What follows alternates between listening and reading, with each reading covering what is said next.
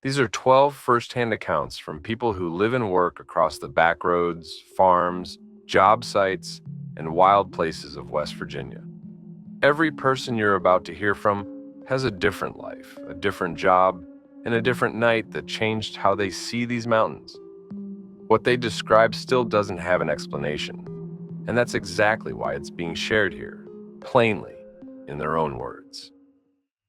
Story 1. I never thought I'd be the kind of person who talks about this stuff, but after 11 years driving coal trucks through the hollows of Boone County, I figure I owe it to somebody to get this down. My name's Dale Whitmer. I'm 44 years old, and I have hauled everything from raw coal to gravel to scrap steel on roads that most people wouldn't take a bicycle down. If you've ever driven West Virginia route roads at 3 in the morning with your high beams cutting through fog thick enough to chew, you know there's a kind of silence out there that doesn't feel empty. It feels occupied. It was February, cold enough that the diesel gauge on my rig was fighting to keep warm, and I was running a load down a stretch of road that cuts along the ridge above a hollow the locals call Deadfall. I'd made this run probably 400 times in my career. I know every pothole, every blind curve, every spot where deer like to bed down near the tree line. That night, though, something was wrong before I even got there. My CB radio, which normally picks up chatter from other truckers running the same corridor, was dead silent. Not static. Silent, like someone had unplugged the whole network. I want to walk you through the lead up more slowly than I usually would, because I think the small details matter here. The kind of details you don't think mean anything until later. When you're replaying the whole night in your head at 3 in the morning, trying to figure out where things actually started going wrong.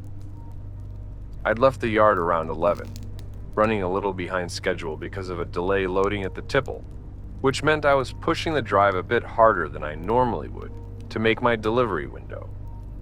The weather forecast had called for clear skies, cold but clear, and yet by the time I hit the county line, a fog had rolled in that the forecast hadn't mentioned at all, thick enough that my high beams were just bouncing back at me instead of cutting through. So I'd switched to low beams, which is what you're supposed to do in conditions like that, though it meant I couldn't see more than 30 or 40 feet ahead of my grill at any given moment. About 2 miles into the hollow, my headlights caught something standing dead center in my lane. At first, my brain did what it always does, tried to make it into a deer, then a bear, then maybe a hunter in bad gear. But it didn't move like any of those things. It stood upright, taller than a man, with limbs that bent at angles that didn't sit right in my head, even as I was looking at them.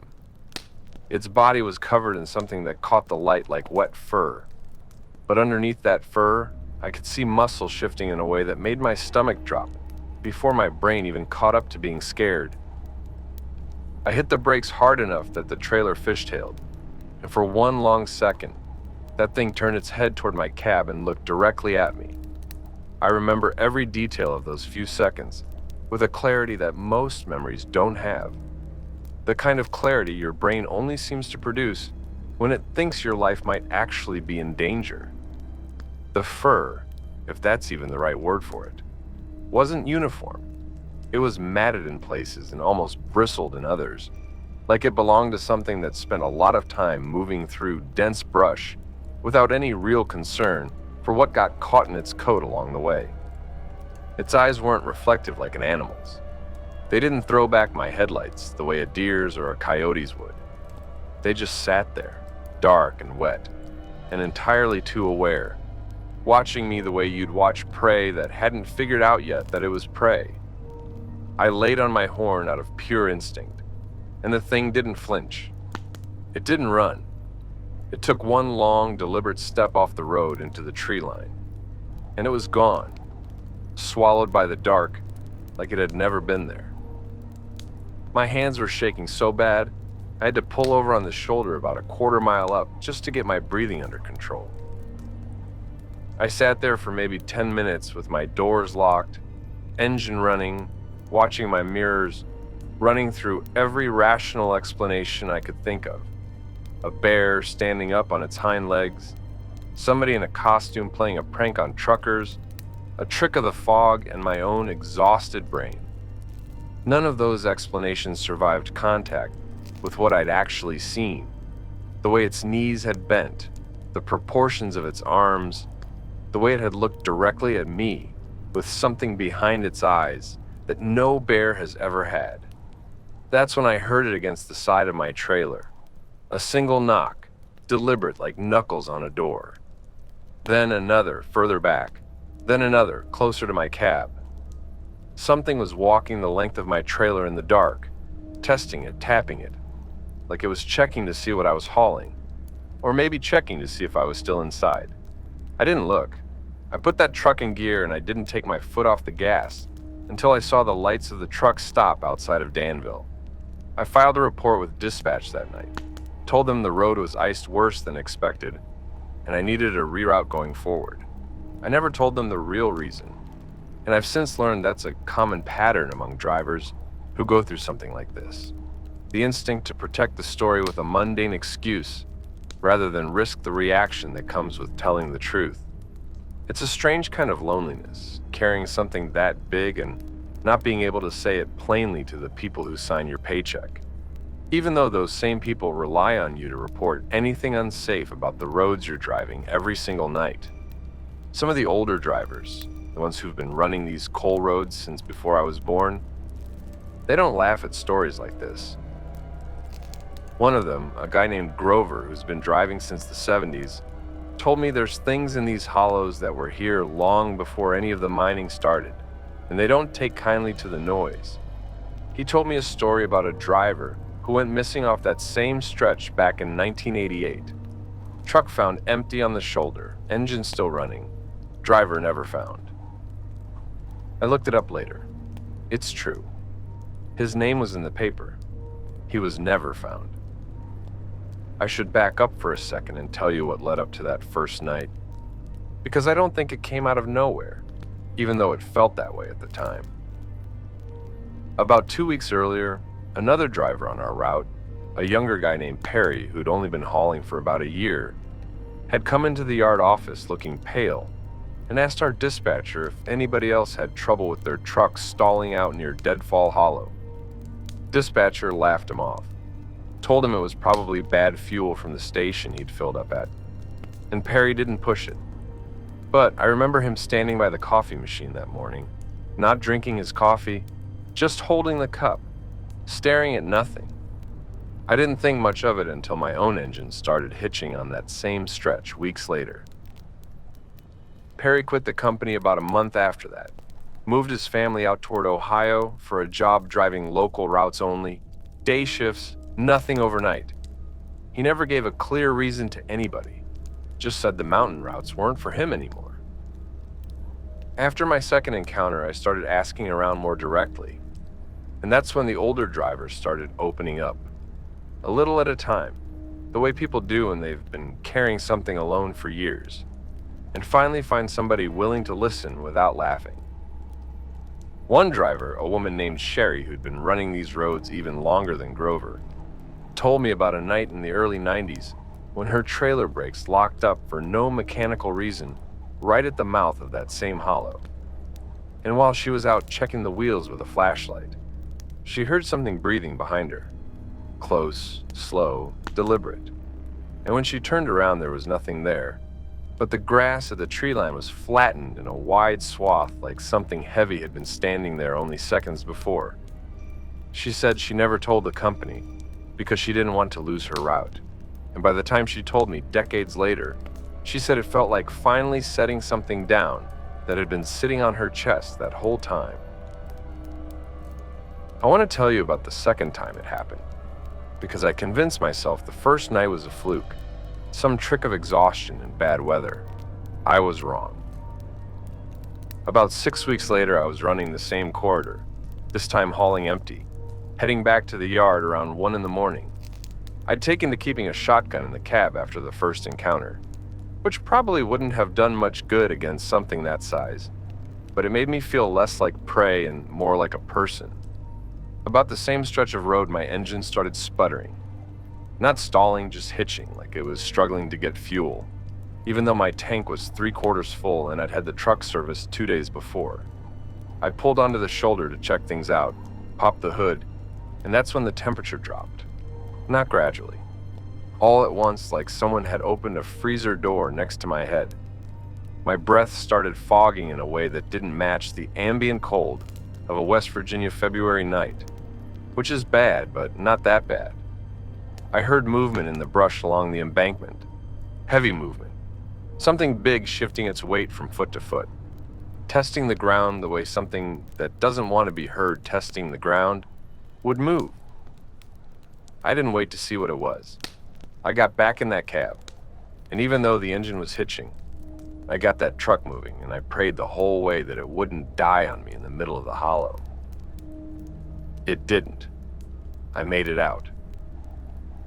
But in my mirror, right before the road curved and the hollow disappeared behind me, I saw something standing at the tree line where my hood had been popped, watching my taillights disappear. There's a third thing I need to tell you, because it's the piece that finally made me change my whole approach to that route for good. About 3 months after the second encounter, I was talking to a mechanic at our yard who does after-hours emergency repairs, and he mentioned almost in passing that he'd been called out to Deadfall Hollow twice that year for trucks with engines that had died for no diagnosable reason, both times on drivers who refused to say much about what happened, both times with claw marks scored into the paint along the lower panels of the trailer, deep enough to be structural, not cosmetic. He said the company had started quietly writing those repairs off as wildlife damage, deer collisions, that kind of thing, even though the marks didn't match any deer strike he'd ever seen in 30 years of fixing trucks. He told me this the way you tell somebody something you've wanted to say for a long time, but never had the right audience for. And I understood exactly what that felt like, because I'd been carrying the same thing myself.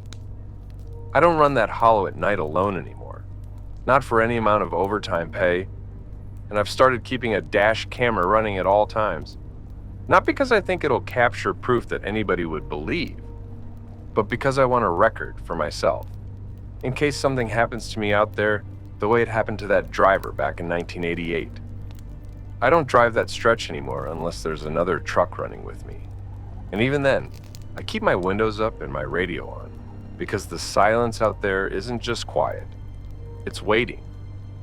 And if you spend enough time on these roads like I have, you start to understand that some parts of the state were never really meant for us to be driving through at night, no matter how many times the county paved over them.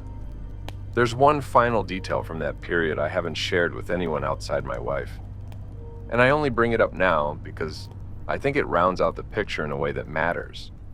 About 4 months after the second encounter, our company had a safety meeting where they brought in a wildlife specialist to talk to us about deer collision prevention, standard stuff, reflective signage, seasonal migration patterns, defensive driving tips for low visibility. During the question portion, one of the newer drivers, a young guy who I don't think had heard any of the stories going around the yard, asked the specialist point blank whether black bears in West Virginia ever walk upright for extended distances, more than just standing to look around, actual sustained bipedal movement.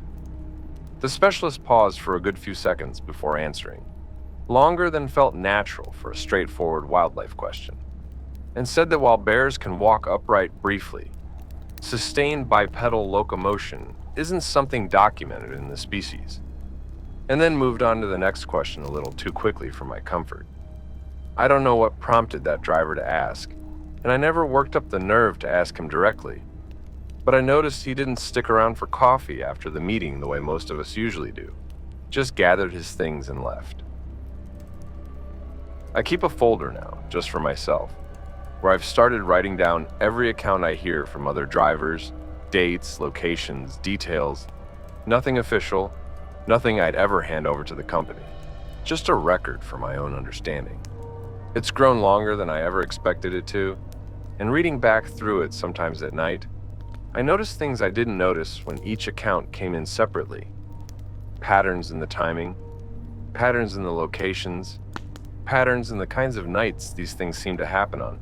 Heavy fog, sudden temperature drops. That particular quiet that settles in before something goes wrong. I don't have any answers.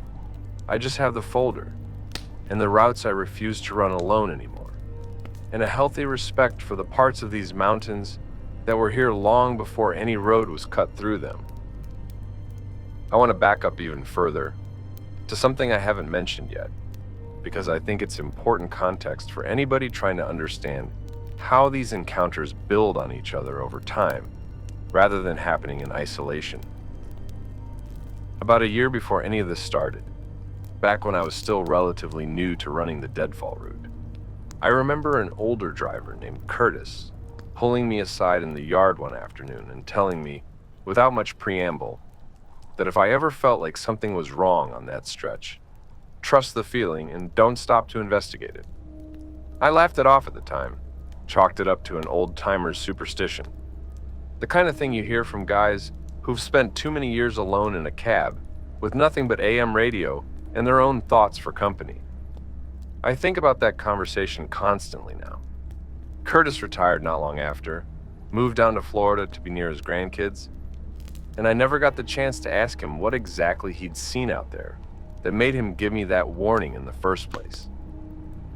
Some things I've learned, people just carry with them quietly, hoping the next generation figures it out on their own terms, rather than being scared into believing something secondhand. Story 2. You're not going to believe half of what I'm about to tell you. And honestly, some nights I don't believe it myself. My name is Ruth Ann Pruitt. I'm a large animal veterinarian working out of Pocahontas County, and I've spent the better part of 20 years driving out to farms at all hours of the night to deliver calves, treat colic in horses, and deal with whatever emergency a farmer's willing to call a stranger about after midnight. If you work with animals long enough, you start to understand that they know things we don't, and that instinct saved my life once. It was late October, and I got a call from a farmer named Otis Kessler out near a hollow that doesn't even show up on most maps. Just a gravel cut that heads off Route 250 and winds up into the mountains for about 6 miles. One of his mares was in distress, and being that far out, I was the only vet who'd make the drive that late. I loaded my truck and headed out around 11 at night. I've made hundreds of these late-night farm calls over the years, and there's a rhythm to them that becomes almost automatic after a while. Load the truck with the right equipment based on what the farmer describes on the phone. Run through the likely diagnoses in your head on the drive out, so you're not wasting time once you arrive. Keep a mental checklist of what could go wrong and what you'd need to do about it. That night, running through my usual mental checklist, I remember feeling a low-grade unease that I couldn't attach to anything specific. The kind of feeling you get when a patient's vitals are technically all within normal range, but something about the overall picture still doesn't sit right. The drive itself was uneventful until I got about halfway up the gravel road, and every single animal sound just stopped. No crickets, no owls, nothing. If you spend any time outdoors in these mountains, you know that kind of silence is not normal. It's a warning. When I got to the farm, the mare was in a bad way, thrashing in her stall, lathered in sweat, eyes rolled back white. I've delivered plenty of difficult births, but this wasn't labor distress. This was fear, pure animal terror, the kind you see in a horse that's caught wind of a mountain lion. Except we don't have mountain lions confirmed in that county, not in decades. Otis wasn't much help. He kept glancing toward the tree line behind his barn, with a look on his face I can only describe as a man trying very hard not to say something out loud. Getting a horse that panicked to hold still enough for treatment is difficult under the best circumstances, and this was far from the best circumstances. I had to sedate her more heavily than I typically would for a routine colic case. And even then, her legs kept trembling in a way that told me her nervous system hadn't settled at all, just gone quiet on the surface, while something underneath stayed lit up. Otis held the lead rope while I worked, and I noticed his hands were shaking almost as badly as the mare's legs, which told me whatever had spooked her had spooked him plenty as well, even though he hadn't said much beyond describing her symptoms over the phone. I got the mare stabilized enough to work, and that's when I heard it. A sound like a woman screaming, except it warped halfway through into something lower, guttural, almost like a growl wearing a scream as a mask. The mare, still in her stall behind me, started screaming again, and the thing at the fence line tilted its head at the sound like it was studying it. Then it made that same warped scream back, mimicking her almost perfectly. And that's when I understood, with a clarity that still keeps me up some nights, that it wasn't hunting the horse. It was calling to something else, using the horse's fear as bait, or maybe as a decoy, or maybe just because it liked the sound of an animal in distress. Otis grabbed my arm and pulled me toward the house, told me not to look at it directly, an old superstition his grandmother had passed down. Something about certain things in these mountains not liking to be witnessed. I don't know if that's true, but I did what he said, and we didn't see it again that night. Otis told me more once we were inside, sitting at his kitchen table with every light in the house on, and his rifle leaned against the wall within reach. He said his grandfather used to talk about something in that hollow going back to when the family first settled the land in the early 1900s, a creature the old-timers called a night walker, something that wasn't quite animal and wasn't quite anything else, that showed up in years when the woods were disturbed, logging, blasting, new roads cut through. He said there had been a small timber operation working the ridge above his property that same fall, clearing about 40 acres for a lumber contract, and he wondered out loud whether that was connected, whether cutting into land that hadn't been touched in decades had stirred something up that would have otherwise stayed put. I didn't have an answer for him. I still don't. But I've noticed since then, in my years treating animals across that county, that reports of livestock spooking for no clear reason tend to cluster in areas where new logging or drilling activity has recently started, and I've started keeping informal notes on it, mostly for my own peace of mind, trying to find a pattern in something that probably doesn't want to be found. The mare recovered within a week, physically at least, but she was never the same animal. She wouldn't go near that side of the pasture again, and Otis eventually sold her to a family 2 counties over, hoping a change of scenery would help. I went back out to that farm 3 more times over the following 2 years for various emergencies, and every single time, without fail, the animals on that property acted strange the closer to midnight it got. Ears pinned, eyes wide, refusing to settle. Otis passed away a few years back, heart trouble, and his son sold the land. I don't know if the new owners have experienced anything, and honestly, I hope for their sake they haven't. But I still think about that scream sometimes, the way it started human and ended like something that had never had a human throat to begin with. And I think about how it mimicked that mare so precisely, like it was learning, like it was practicing for something. There's one more thing I've never told anybody outside my husband, and I'm only telling you now because I think it matters to the bigger picture. About a year after that night at Otis's farm, I got called out to a different property nearly 15 miles away as the crow flies, for a dog that had come home with lacerations across its back that the owner couldn't explain.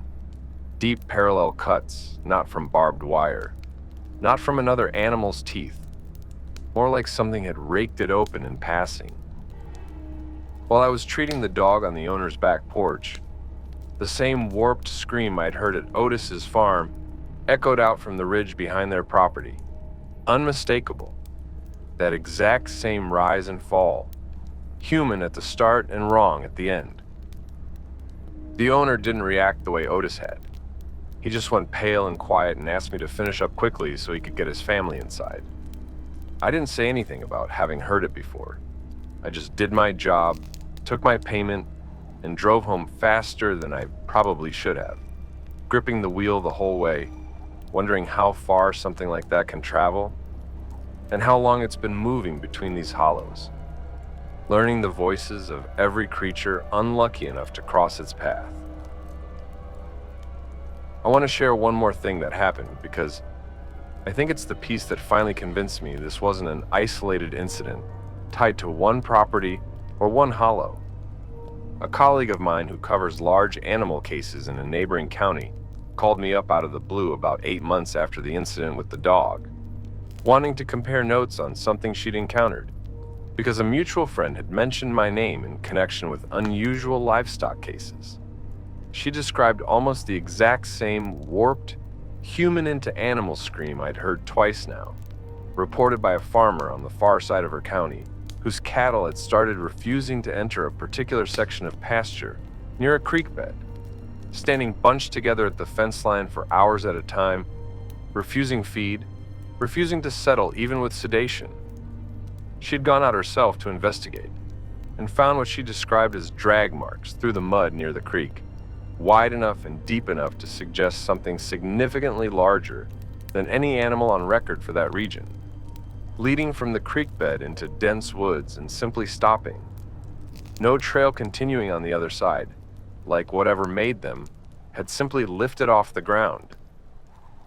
We talked for almost 2 hours that night, comparing details, dates, patterns, and by the end of the call, we'd both come to the same uneasy conclusion, that whatever we were each independently encountering in our own corners of these mountains was very likely the same thing, or the same kind of thing, moving across a much larger range than either of us had assumed. We've stayed in touch since then, informally, and we've started keeping a shared document between the two of us, logging every strange case either of us encounters going forward, dates, locations, descriptions, nothing official, nothing either of us would ever submit to a journal or a wildlife agency, because we both know exactly how that would go over professionally. But privately, between the two of us, it's become something we take very seriously. And every few months, unfortunately, that document gets a little bit longer. I should mention one detail about Otis that I left out earlier, because it adds an important layer to everything else. Otis had actually approached the timber company doing that clearing work above his property before any of this happened, and asked them informally whether they'd run into anything odd while surveying the tract, expecting maybe a story about downed equipment or difficult terrain. One of the foremen, a man Otis had known casually for years through the local feed store, had gone quiet for a moment and admitted that 2 of his crew had quit within the same week after refusing to explain why, only that they didn't feel right working that particular section of ridge anymore. The foreman told Otis he figured it was nothing, maybe just cabin fever from being out in the field too long. But Otis said the timing of it, right before his own animals started acting up, felt like too much of a coincidence to ignore. I think about that conversation now nearly as much as I think about the scream itself, because it suggests whatever we encountered that night wasn't reacting only to Otis's farm specifically, but to the disturbance of the land itself, spreading outward from wherever the logging crews had been cutting, unsettling everything in its path the further it moved. Story 3. The first thing you should know about me is that I don't scare easy. My name is Grant Osei. I've worked as a land surveyor across 3 states, and I've spent more nights alone in remote terrain than most people spend in their entire lives combined. What happened to me in Randolph County in the spring of a few years back is the reason I now carry a satellite communicator on every job, and the reason I never, under any circumstances, work past dark and unfamiliar terrain anymore. Before I get into what happened, I want to explain a little about why I was even out there in the first place, because I think it matters for understanding just how remote this location actually was. This wasn't a suburban lot line or a small acreage dispute. This was a genuinely undeveloped parcel, thousands of acres. Most of it never logged commercially because of how steep and broken the terrain gets past a certain elevation.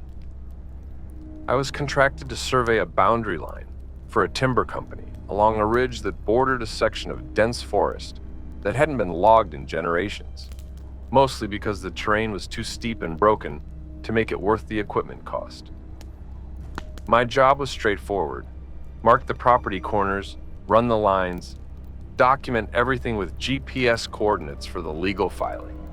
I'd budgeted 3 days for the job, working alone since the company didn't want to pay for a second surveyor on a job this small. By the second day, I was about 4 miles into the woods, well past any trail, using nothing but my compass, GPS unit, and a machete to clear brush when needed. Around 2 in the afternoon, I started noticing something odd. Trees along a particular stretch of the ridge had bark stripped from them in vertical strokes, high up, higher than any bear could reach standing on its hind legs, which is saying something because black bears in these mountains can strip bark pretty high when they want to. These marks were at least 9 feet up, and they weren't claw marks exactly. More like something had raked its fingers or claws downward with tremendous force, over and over, in a pattern that almost looked deliberate, like territory marking. I photographed it for my own curiosity, figuring I'd ask a wildlife biologist friend about it later, and kept working, though I'll admit that low-grade unease started building in the back of my mind, the kind that doesn't have a clear cause yet, but makes you start walking a little faster, checking your compass a little more often, keeping your machete a little closer to hand than strictly necessary for clearing brush. I've surveyed plenty of remote parcels over the years, seen plenty of bear damage, seen plenty of odd natural phenomena that have perfectly reasonable explanations once you look into them enough.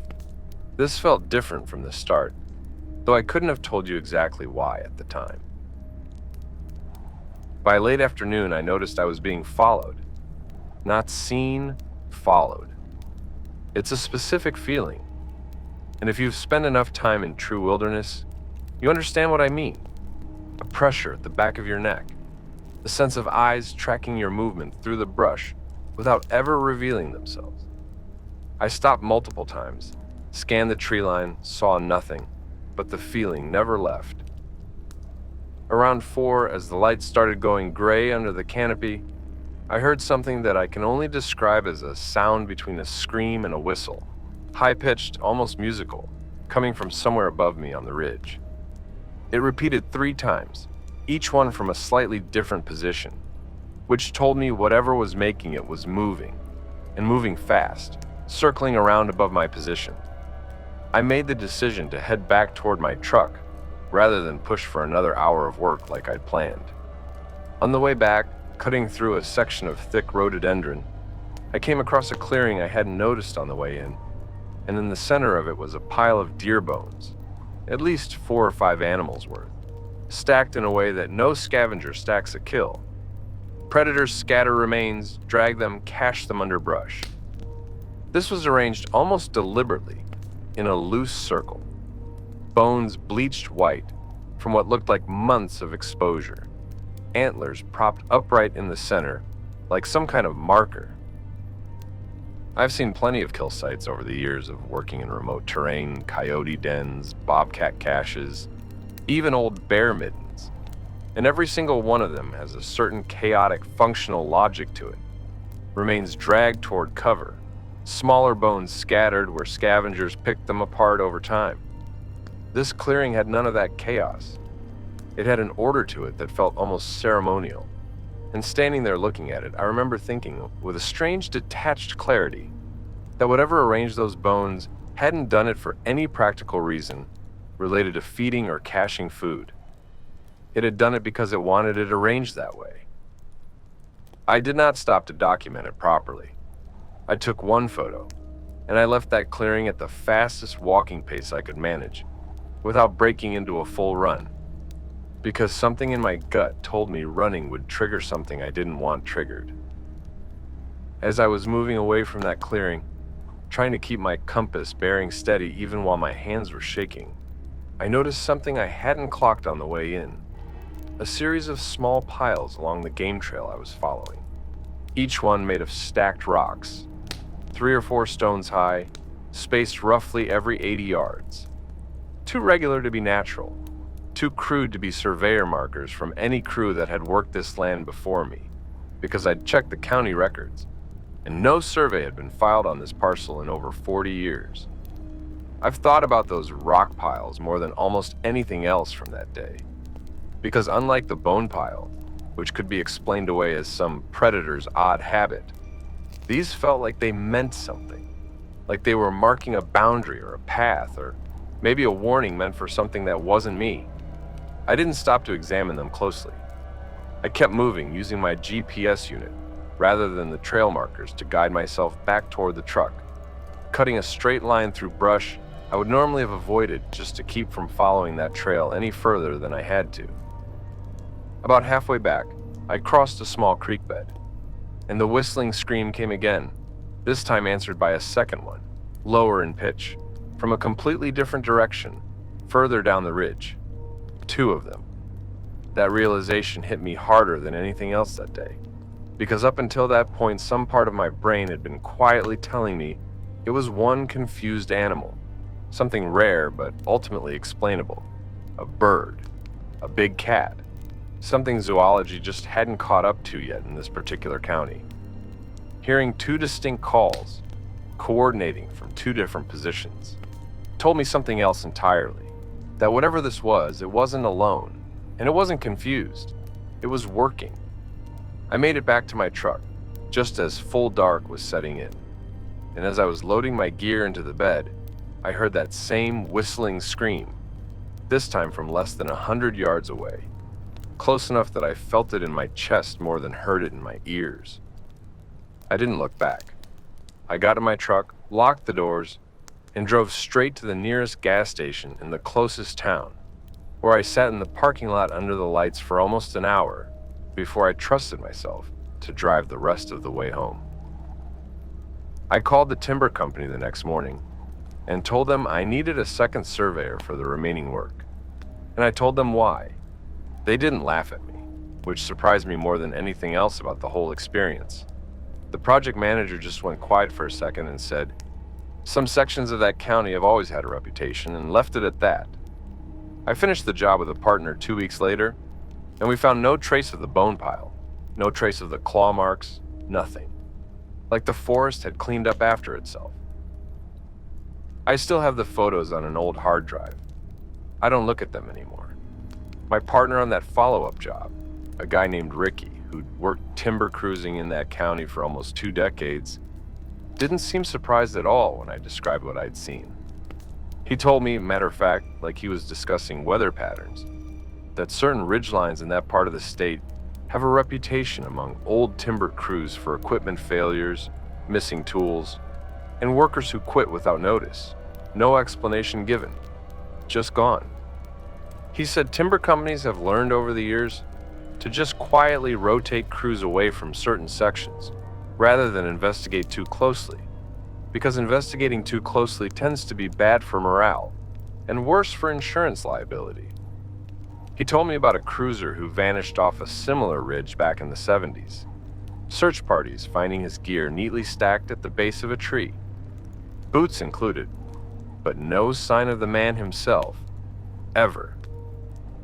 I looked into it afterward, and there is, in fact, a missing persons case from that decade that matches almost exactly what he described. I still do survey work because it's what I trained for and it's what pays my bills.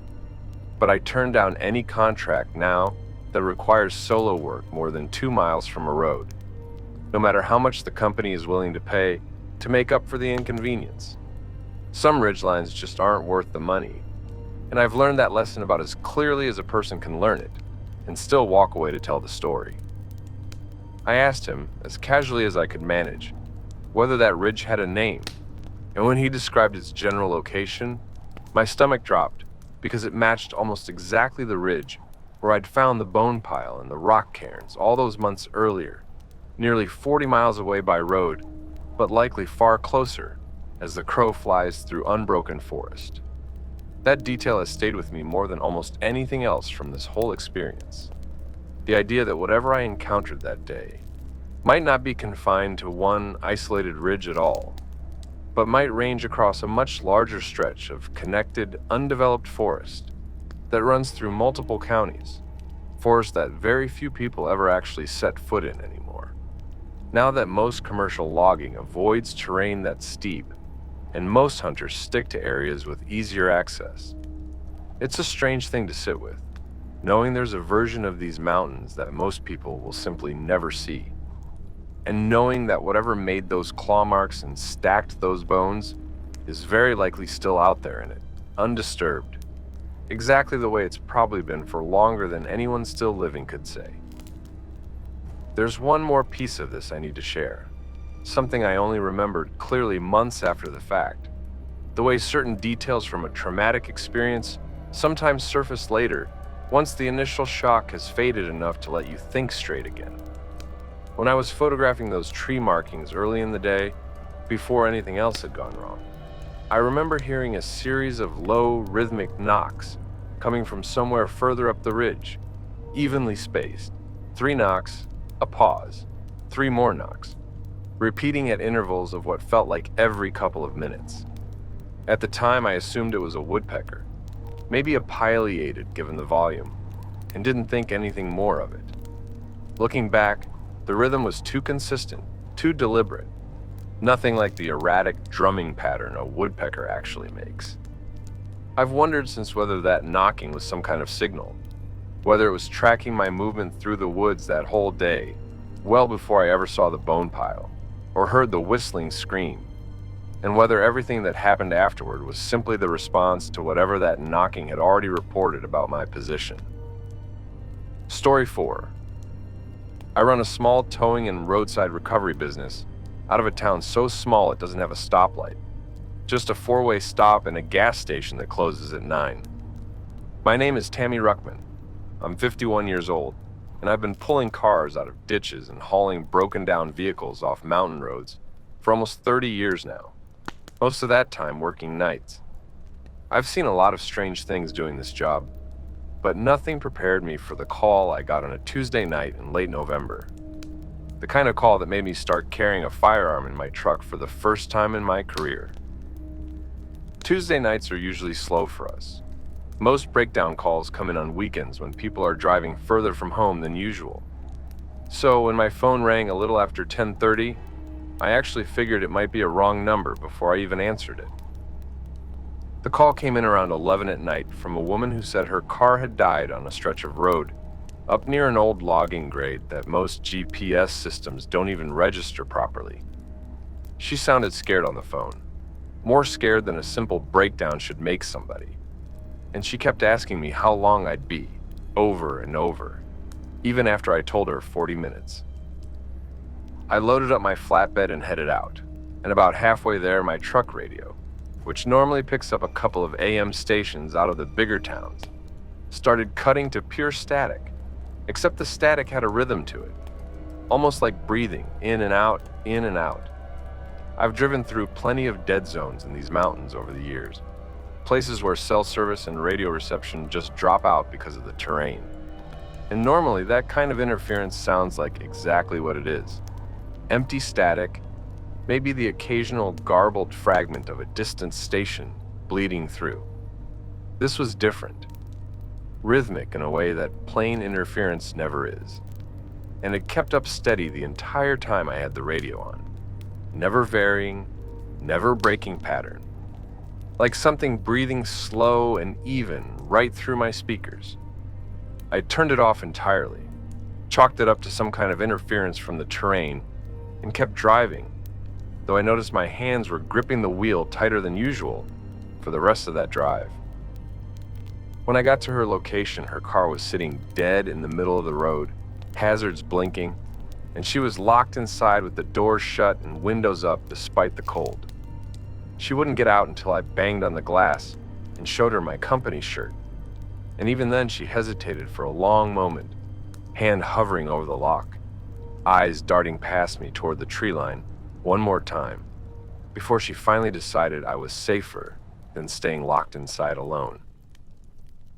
Once I got her in my truck cab, she told me what had happened, and her hands were shaking so bad she could barely hold her phone. She said her car had just died, no warning, and as she was calling for a tow, something had come up out of the ditch on the passenger side and pressed its face against her window.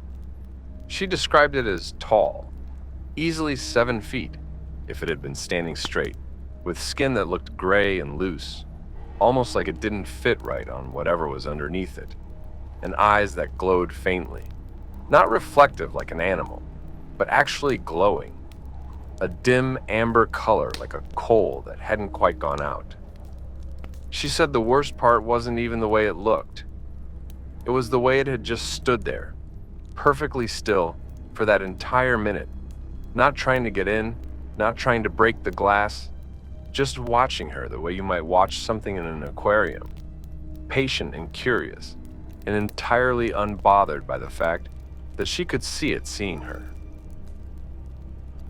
She said it stayed at her window for almost a full minute, not moving, just staring, before it straightened up and walked into the woods on legs that bent wrong, backward almost, like a deer's hind legs rather than a person's.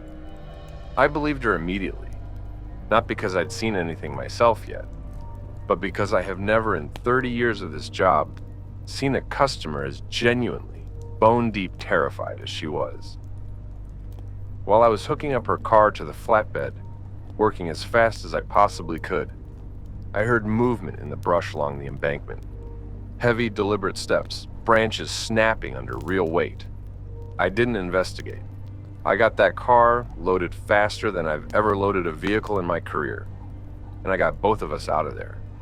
On the drive back into town, she kept looking behind us, and about 2 miles down the road, in my mirror, I saw something standing in the middle of the road we'd just left, illuminated for just a second by my taillights, before the curve took it out of view.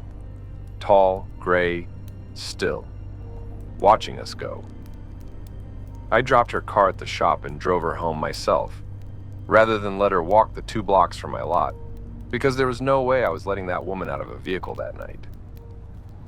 I don't take calls on that logging grade road anymore. I've told dispatch to reroute anyone who calls from that stretch to a company 2 counties over, and I've eaten the lost business without a single regret. Some money isn't worth what it costs to earn it, and after seeing the look on that woman's face and hearing those footsteps in the dark and seeing that shape standing in the road behind us, I know exactly which side of that line I'm standing on now. About 4 months after that night, Connie called me directly, not through dispatch, just my personal cell number that I'd given her in case she ever had car trouble again, and asked if I'd heard anything more about what she'd seen. I told her I hadn't, and she told me she'd started doing some digging on her own, mostly out of a need to feel like she wasn't just losing her mind, and she'd found old newspaper clippings at the county library referencing a string of unexplained livestock deaths along that same logging grade going back to the 60s, always described the same way. Animals found with no clear cause of death, just found dead and undamaged, except for a strange gray residue on the fur near the neck that nobody had ever been able to identify. She said the clippings stopped abruptly in the early 80s, not because the incident stopped, she suspected, but because the local paper had simply stopped printing them, maybe at the request of the sheriff's department, maybe because readers had started complaining it was bad for tourism. I don't know if any of that is true. I only know what she told me, and I know what I saw in my mirror that night. And those 2 things together are enough to keep me parked at that 4-way stop long after dark instead of taking one more call. I want to tell you about one more call I took, roughly a year after the incident with Connie, because I think it closes the loop on this whole thing in a way that still unsettles me every time I think about it. It was a different customer entirely, a young man whose truck had broken down on a different remote stretch, this one on the far side of the county, nowhere near the original logging grade. As I was hooking up his vehicle, making small talk to keep us both calm while we waited on the tow, he mentioned almost offhand that he used to date a home health aide who told him a story once about something she'd seen out on a back road late at night, tall and gray with glowing eyes, and he'd never quite believed her at the time, chalked it up to her being tired and spooked after a long shift. When I asked him her name, just to satisfy a suspicion that was building fast in my chest, he said Connie, and I had to stand there for a second with my hand still on the tow chain, because the odds of that connection happening on a random Tuesday night call felt too strange to just be coincidence. I didn't tell him I already knew the story. I just finished the tow and sent him on his way. But that encounter has stuck with me because it made something click into place that I hadn't fully considered before. How these accounts move quietly through a community without ever becoming public knowledge in any organized way. Person to person, told in passing, disbelieved by most listeners. Until eventually the story reaches somebody who's had their own encounter, and suddenly it isn't disbelief anymore, it's recognition. I think that's happening all over these mountains, in scattered fragments, never quite adding up to something anybody's willing to say out loud in an official capacity. And I think that's exactly why channels like this one matter, because piecing those fragments together out loud on the record might be the only way any of us ever get an actual picture of what's really moving through these hollows after dark. One more thing worth mentioning, something that happened not to me directly, but to my nephew, who works part-time at the gas station in town, the same one that closes at 9. About 3 months after the incident with Connie, a trucker had come through late one night well after closing, but my nephew happened to still be there, finishing up paperwork, and let the man in to use the restroom and buy a coffee from the machine. My nephew said the trucker looked shaken, kept glancing back out at the parking lot, like he expected somebody to be standing there, and eventually admitted he'd had his truck stall out on that same logging grade stretch, engine dying with no warning despite a full tank and a recent service, and that while he was waiting for it to restart, something tall and gray had walked slowly across the road in his headlights, unbothered by the light, moving with a strange, deliberate gait he couldn't quite describe properly. My nephew told me about it the next time I saw him at a family cookout, and I didn't tell him I already had my own story that matched it almost exactly. I just told him to be careful on his drives home, and left it at that, because some things are easier to carry alone than to spread further than they need to go. Story 5. There's a particular kind of quiet that settles over a construction site at 2 in the morning, when the generators are off and the last shift has gone home and it's just you, the equipment, and whatever's out past the fence line. My name is Wade Farrell, and I work as a site security guard for a pipeline construction project that's been cutting through some genuinely remote parts of Webster County. I took this job because it pays well and the hours suited my schedule as a single father. But after what happened to me during my 3rd month on the job, I've started seriously considering whether any amount of money is worth another summer out there. I should explain a bit about the layout of the site before I get into what happened, because I think understanding the geography helps explain why nobody heard anything unusual until it was already right on top of us. The pipeline route cut through several miles of forest that had been essentially untouched for decades, steep terrain that the crews were still working to clear and grade, with the equipment yard sitting in a cleared bowl of land, surrounded on 3 sides by dense tree cover that hadn't been thinned back yet, meaning anything moving through those trees could get within a stone's throw of the parked machines without ever crossing open ground where a flashlight beam might catch it. My job was mainly to prevent equipment theft and keep an eye on the site overnight, which mostly meant sitting in a truck near the equipment yard and doing periodic walks along the fence line with a flashlight. Boring work most nights. This was not one of those nights. And looking back, I wonder now if some part of me had already sensed that before I even clocked in. Some low-grade unease I chalked up to the heat and the long hours, rather than any real premonition, though I've since learned to trust those feelings a lot more than I used to. It was mid-July, hot even after the sun went down, and I was doing my usual midnight walk along the perimeter when I noticed the equipment, several excavators, and a couple of bulldozers parked in a row had all had their windshield wipers standing straight up, every single one of them, which they hadn't been when I'd locked up at 8. I remember standing there staring at those wipers for a solid minute, trying to come up with a rational explanation. Wind, a prank from a crew member, anything. And coming up empty because there hadn't been any wind that night at all. Before I found the tracks, I need to mention something that happened earlier that same week, because at the time I dismissed it, and now I think it was the first warning I got and just didn't recognize. A crew member named Hollis, who ran one of the excavators, had come to me on a Monday morning looking rattled and asked if I'd noticed anything odd overnight. Said he'd found his machine's cab door standing wide open when he arrived, despite him locking it himself the evening before, and the seat inside smelled, in his words, like something had died and been sitting in the sun for a week.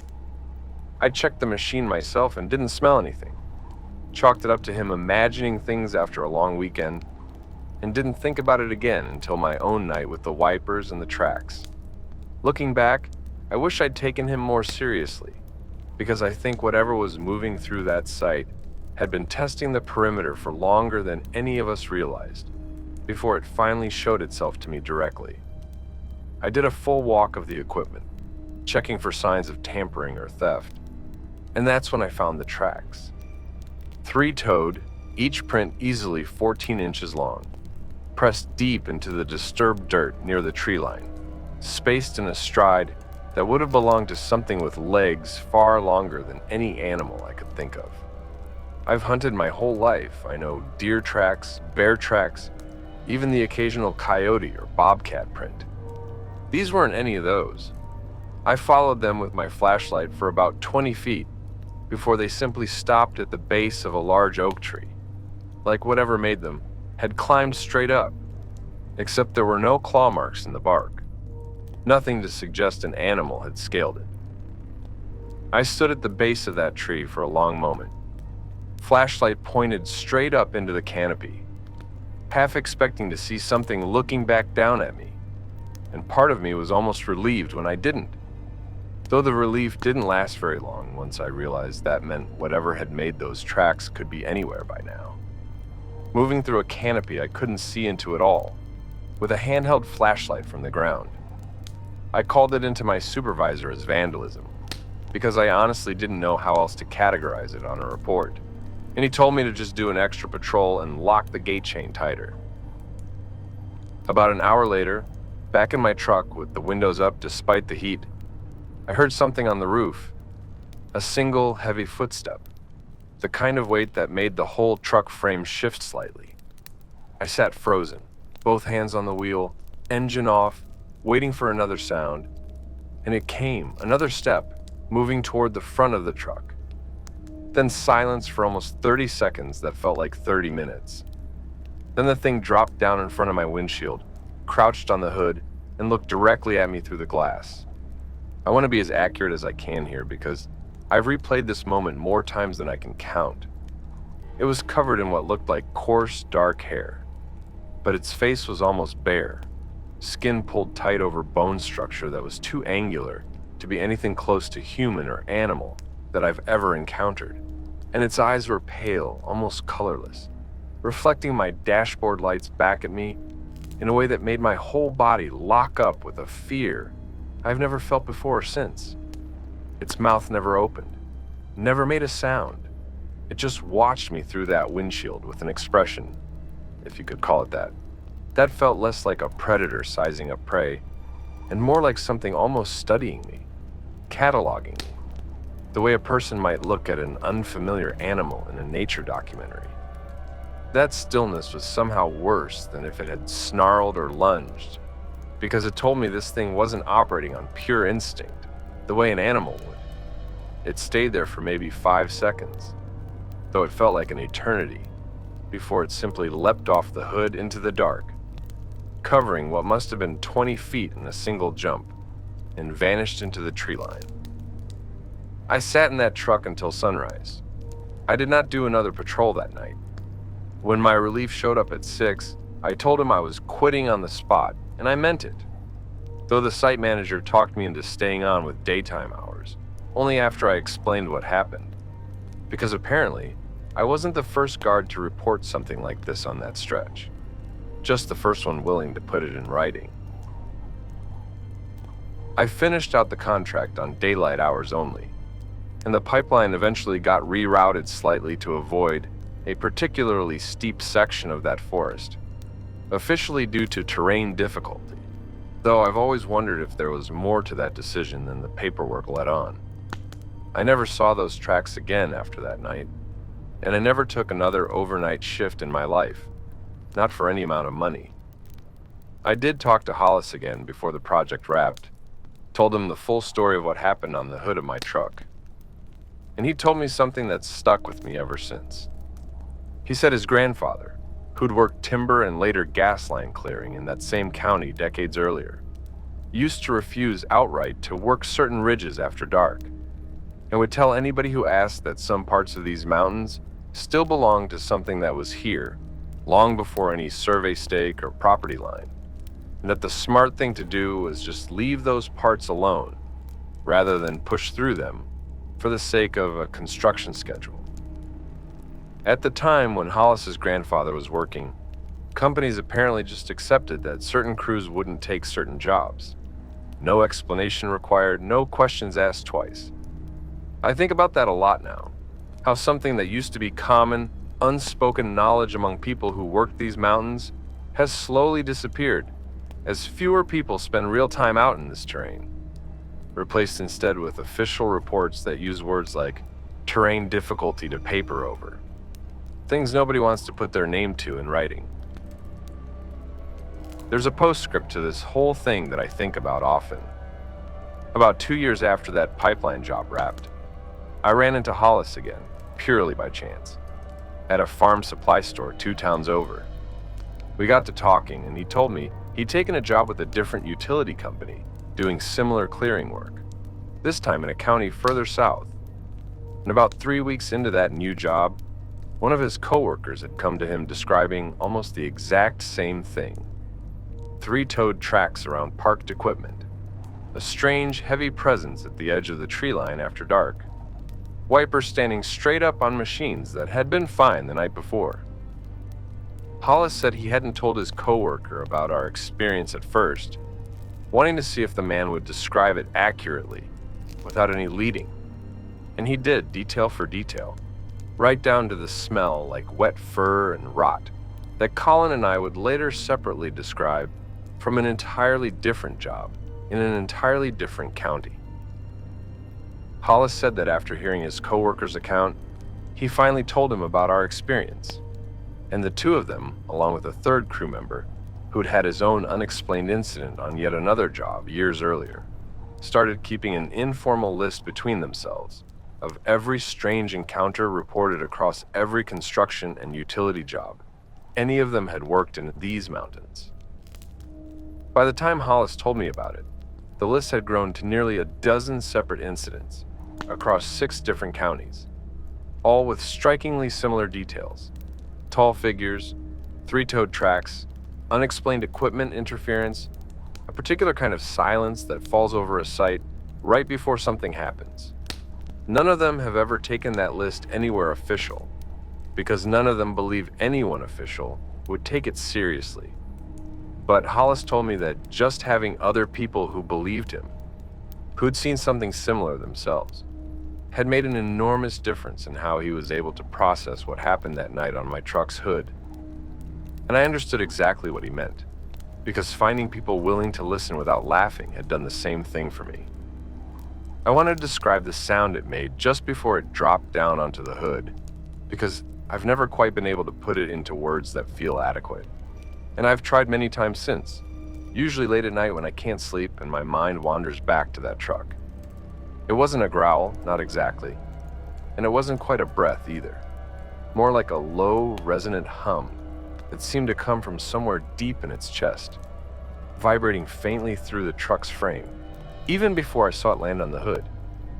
I remember thinking, in the strange, detached way your mind sometimes works during genuine terror, that the sound reminded me of standing too close to a large transformer box. That same low electrical hum, except this one had a rhythm to it, almost like breathing set to a frequency I'd never encountered from any living thing before. I still hear it sometimes in my head when a room goes too quiet, and I have to actively remind myself it isn't real, at least not in that moment, at least not right then. Story 6. I'm going to tell this story exactly the way it happened, without trying to make it sound better or worse than it was, because I think the plain truth of it is frightening enough on its own. My name is Lacey Hutton. I work as a rural mail carrier in a stretch of Nicholas County that covers about 90 miles of route a day. A lot of it dirt and gravel roads that wind up into hollows, so isolated some of my customers only get mail twice a week. I've been doing this job for 12 years, and I know these mountains about as well as anybody who isn't born and raised right in them. It was late September, the kind of afternoon where the light starts going strange around 4 o'clock. Because the hollows are so deep, the sun disappears behind the ridgeline, hours before actual sunset. I was running my regular route, delivering to a scattered handful of houses along a gravel road that dead ends at an old family cemetery nobody visits anymore. The last house on the route belongs to an elderly man named Everett Sizemore, who's lived alone up there since his wife passed years back. He's always good for a wave and a few minutes of conversation when I drop his mail. That day, he wasn't on his porch like usual, and his dog, a big shepherd mix, that normally barks up a storm the second my truck comes up the drive, was nowhere in sight either, and the quiet of it put me on edge before anything had even happened. I remember sitting in my truck at the end of his driveway for a moment longer than I needed to, engine idling, scanning the yard and the porch for any sign of him, before finally deciding to get out and check rather than just leave the mail and drive on like I might have on any other day. I got out to leave his mail on the porch rail like normal, and that's when I noticed deep gouges in the dirt of his front yard. 4 parallel lines, each one nearly 2 feet long, cut deep enough that they displaced actual clods of earth, running from the tree line almost up to his porch steps. I crouched down next to them for a moment, running my fingers along the edge of one of the grooves without quite touching the bottom of it, trying to make sense of what could have made a mark like that. It wasn't a rake, wasn't a piece of farm equipment. The spacing between each line was too irregular for a tool, more like 4 individual claws dragged with tremendous, deliberate pressure, each one slightly different in depth and angle from the others. Exactly the way an actual hand or paw would leave marks rather than a manufactured tool with fixed, even spacing. I knocked on his door, and it took him almost a full minute to answer, longer than usual. And when he did, he looked like he hadn't slept in days. He told me, standing there in his doorway, voice shaking in a way I'd never heard from him before, that something had been coming around his property for the better part of a week. Something that walked upright but moved wrong. Something with a smell he described as like a wet animal that had died and come back rotting. He said his dog had gone missing 3 nights before, and he'd found what he believed were the dog's remains scattered near the tree line the next morning, though he wouldn't describe exactly what he'd found, just that it wasn't a clean kill, not something a coyote or a bear would leave behind, and that he'd buried what he could find without looking too closely at any of it, because some things a person is better off not examining in detail, especially when it's an animal you've raised from a pup and loved for the better part of a decade. He said the thing had been getting bolder, coming closer to the house each night, and 2 nights before, he'd woken up to it standing at his bedroom window, just standing there in the dark, watching him sleep, until he turned on his bedside lamp, and it was gone. I offered to call the sheriff's department for him right then, and he told me he already had, and that a deputy had come out, looked around, found the gouges in the yard, and what remained of the dog, and told him honestly that he didn't have an explanation, and didn't have the manpower to stake out a property overnight for what was probably, in the deputy's own words, a large predator passing through. Everett didn't believe that explanation, and after seeing those gouges myself, 4 straight lines cut deep into hard-packed dirt like something had dragged claws through it with tremendous force, I didn't believe it either. Everett told me one more detail that day that I've never been able to shake, even months later. He said that on the second night, before his dog went missing, He'd heard something outside making a sound like a woman crying, soft and broken, coming from somewhere near the old family cemetery at the end of the road. And against his better judgment, he'd grabbed a flashlight and gone out to check, thinking maybe somebody had broken down out there and needed help. He said as he got closer to the cemetery gate, the crying stopped all at once, and in the beam of his flashlight, he saw something crouched low among the headstones, not moving, just crouched there watching him. And when he called out, it had let out a sound that wasn't crying at all anymore, low and guttural, and that's when he turned around and walked, not ran, deliberately walked, back to his house, because some part of him understood that running would have been the wrong thing to do. He didn't sleep at all that night, and by the time his dog disappeared the following evening, he said some part of him had already known something terrible was coming. I left Everett that day and made a point of finishing my route before dark for the rest of that week, cutting corners on other stops just to make sure I wasn't anywhere near that hollow after sundown. I checked in on him a few days later, and he told me the visits had stopped, or at least he hadn't seen anything new, though he'd started sleeping with a rifle propped against his nightstand, and every light in the house on through the night.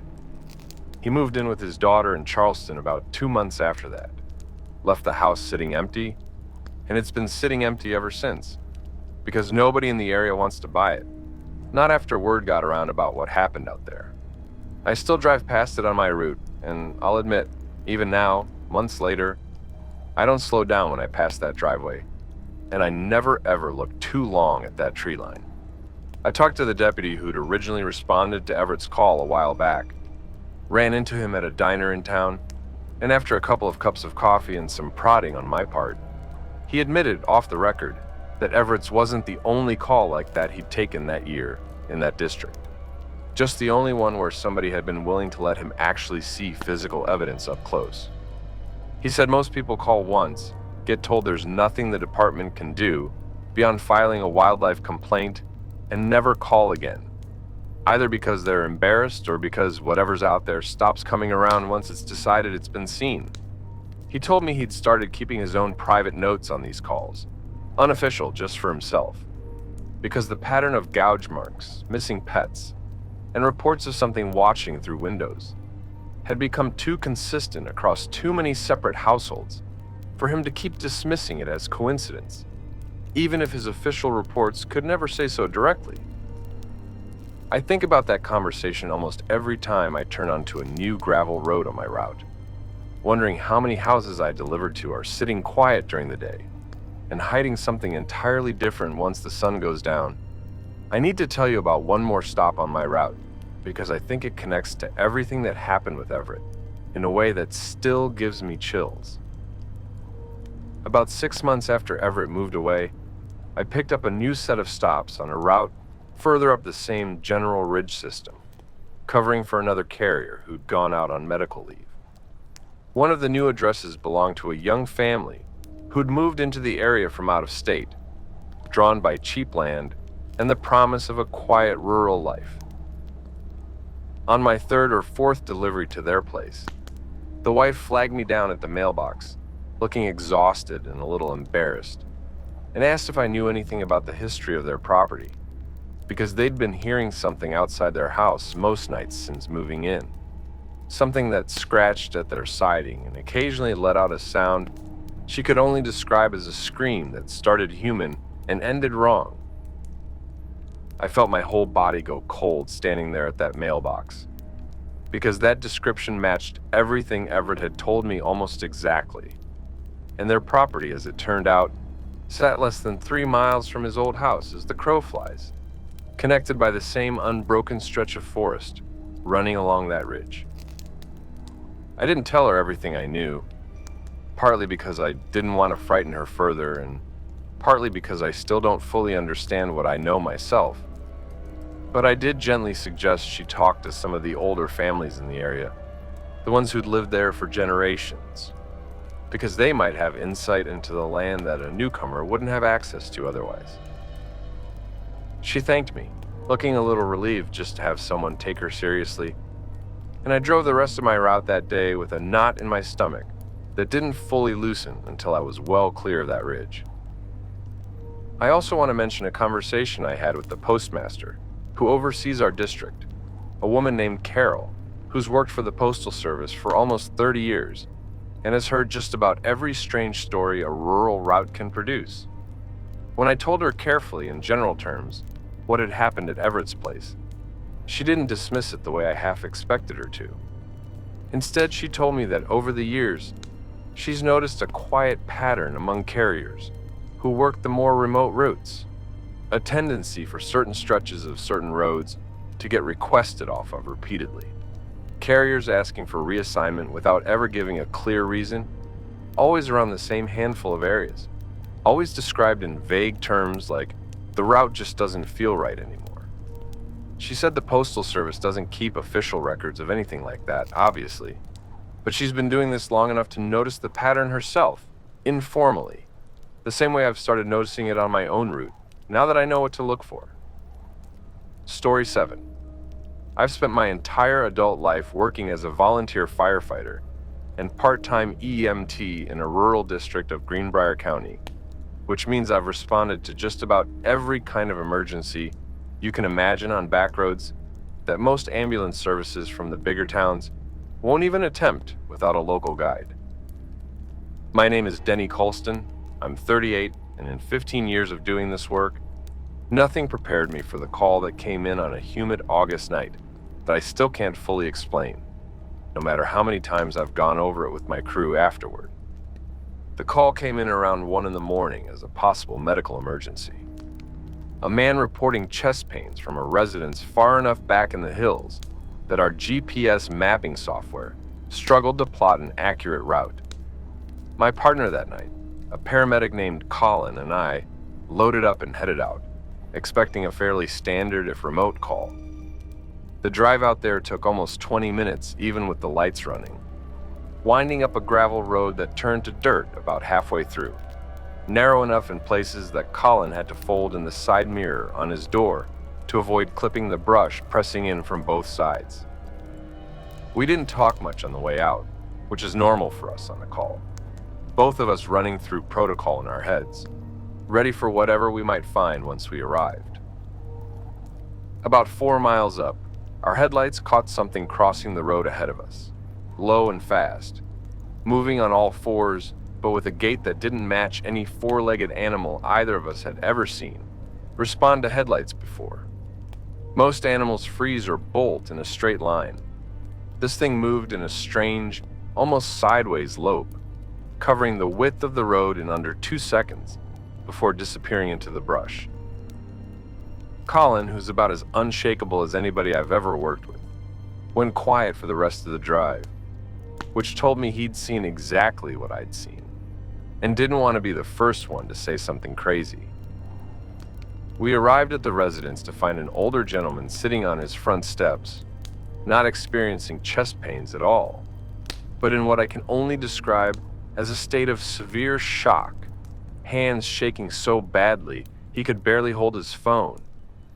He told us he hadn't actually been having chest pains. He'd said that on the call because he was too afraid to say what was actually happening and worried nobody would come otherwise. What he told us next is something I've thought about nearly every single day since.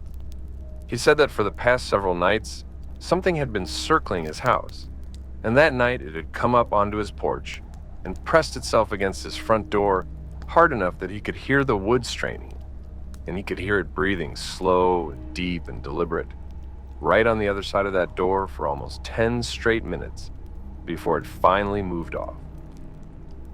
He said he'd stood there the entire time with his back against the far wall of his living room, too afraid to move, too afraid to even reach for his phone, until the breathing finally stopped and he heard heavy footsteps retreating off the porch and into the yard.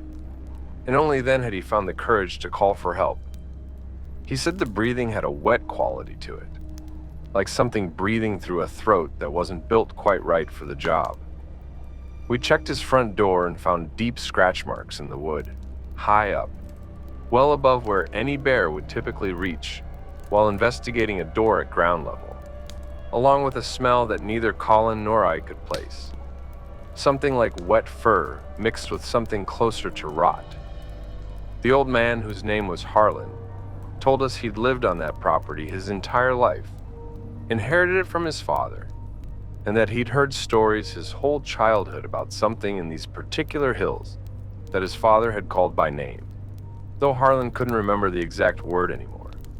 Just that it wasn't English, something older, something his father claimed had been passed down from settlers who'd gotten it secondhand from people who'd lived in these mountains, long before any of them arrived.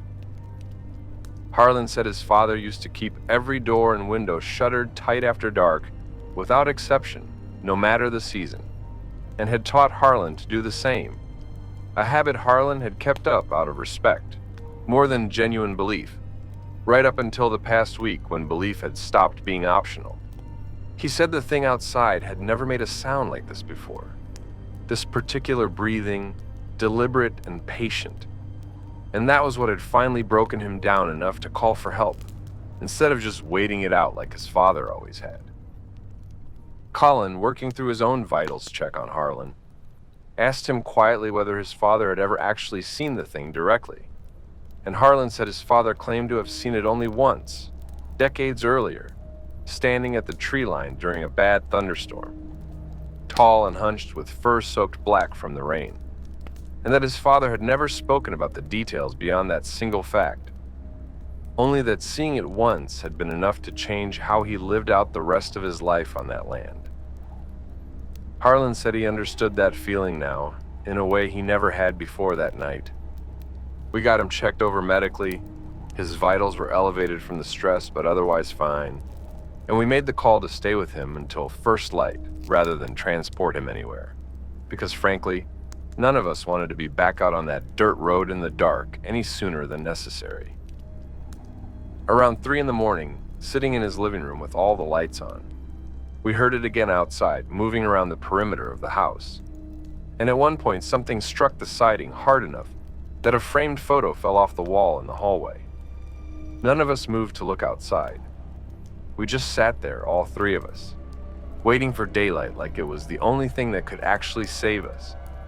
When the sun finally came up, we did a full walk of the property with the old man's permission, and we found tracks circling the entire house, deep, 3-toed, spaced in a stride too long for anything we could identify, along with more of those high scratch marks on 2 other sides of the house that we hadn't been able to see from inside. We helped him arrange to stay with a relative for a while, and I filed an incident report that stuck strictly to the medical facts, because I knew exactly how it would sound if I wrote down what actually happened that night. Colin and I still work together, and we still talk about that call more than any other one from our entire careers combined. And neither of us has ever come up with an explanation that actually makes sense, not one that we're willing to say out loud anyway. About 6 weeks after that call, Colin and I were dispatched to a separate emergency almost 11 miles away, an elderly woman with breathing trouble. And on our way back afterward, taking a shortcut down a stretch of road neither of us usually drove, our headlights caught something crossing well ahead of us, low and fast, with that same strange sideways lope we'd seen the night we responded to Harlan's call. Neither of us said anything for a long moment. Then Colin just said quietly that he didn't think it was the same one, that this one had moved slightly differently, slightly larger. And I understood exactly what he meant without needing him to explain it further, because some small part of me had noticed the same thing. Since that night, we've started comparing notes with crews from neighboring districts, carefully off the record, the way people do when they're trying to figure out if they're dealing with an isolated incident or something far more widespread. And so far, the answer we keep arriving at is one neither of us particularly wants to accept. One last thing before I wrap up my part of this. About a year after the Harlan call, our department brought in a new hire, a young EMT named Priya, who'd transferred from a busier district in a different part of the state. And during a slow shift one night, sitting around the station with nothing much to do, the conversation turned to strange calls we'd all taken over the years. the way it sometimes does among people who spend a lot of time responding to other people's worst nights. When it got to me, I hesitated, unsure whether to tell the real version or the sanitized version I'd been giving people for over a year at that point. Colin, sitting next to me, just nodded slightly, like he was giving me permission, and I told the whole thing exactly the way it happened. Priya didn't laugh.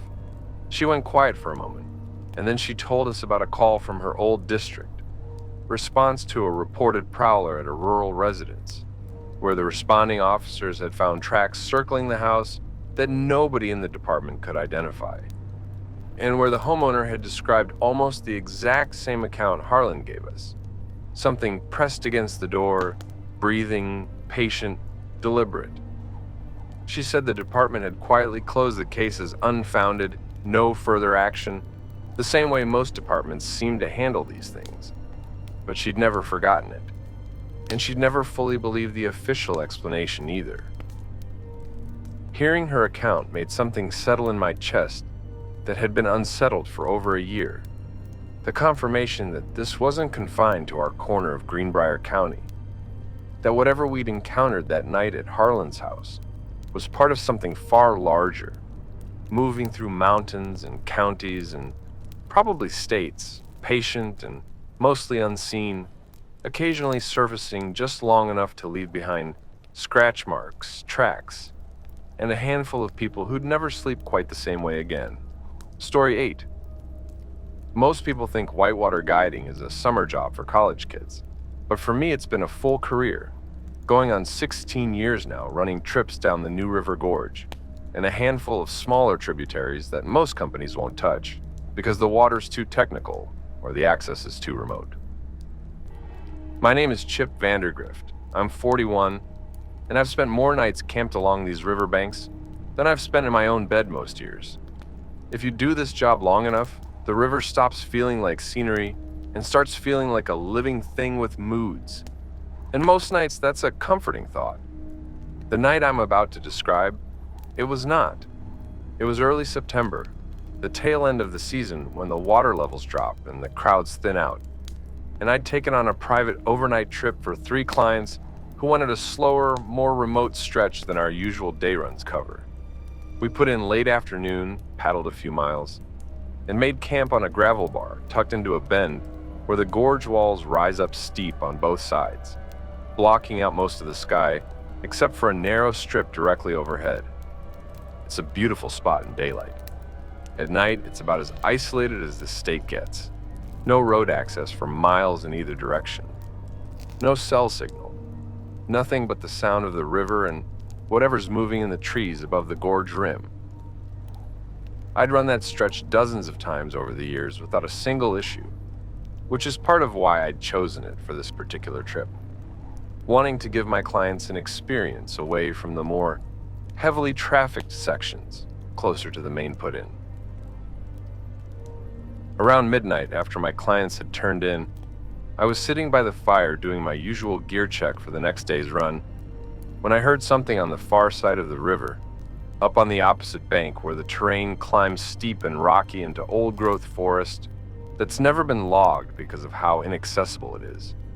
It started as a series of clicking sounds, rapid, almost like knuckles cracking in quick succession, echoing off the gorge walls, in a way that made it impossible to pinpoint exactly how far away it actually was. I sat there for a moment just listening, trying to place the sound against every wildlife noise I've cataloged over 16 years of guiding this river, insects, amphibians, the various birds that call these gorge walls home. Nothing matched. The rhythm was too fast and too regular for anything I could think of. 3 or 4 rapid clicks, followed by a pause of a few seconds, then repeating over and over, coming from somewhere I estimated to be maybe 80 or 100 yards up the far slope. Though the gorge's acoustics made distance judgments notoriously unreliable, something every experienced river guide learns the hard way at some point. I've heard plenty of strange sounds camping along that river over the years. Otters, raccoons, the occasional bear working its way along the bank, and none of them ever sounded like that. I grabbed my headlamp and scanned the far bank, and for a second I caught 2 points of reflected light low to the ground, spaced too wide apart to belong to any animal I could think of, before whatever it was moved and the reflection disappeared. The clicking stopped immediately. Then, from a different spot further downstream, it started again, and I realized whatever was making that sound was moving along the opposite bank, tracking parallel to our camp, staying just out of clear headlamp range the entire time. I've guided enough overnight trips to know the difference between a client overreacting to normal nocturnal wildlife sounds and something genuinely warranting concern. And everything about this felt like the second category from the very first click. I stood there for a long moment, running through every possible mundane explanation. A large raccoon working through the rocks, a beaver working on something near the bank, even considering whether it might be another party camped somewhere nearby, making unfamiliar noise, though I knew from our permits that we were the only group scheduled on that stretch that night. None of those explanations accounted for the way the sound seemed to deliberately track our position, pausing whenever I swept my headlamp toward it, resuming the moment the beam moved elsewhere. I woke my clients quietly, told them we needed to keep the fire built up and stay close together, without giving them the full explanation, because I didn't want to cause a panic 4 miles from the nearest road with no way out until morning. Around 2 in the morning, the clicking stopped entirely, replaced by something wading into the river itself, a heavy, deliberate splash, followed by long silence. Then another splash closer to our side. The new river isn't shallow along that stretch, and it isn't easy to wade even for an experienced person who knows the footing, current running fast enough to knock an adult off balance if they're not careful. Whatever was crossing it was doing so slowly, methodically, unbothered by a current that would have swept most animals downstream.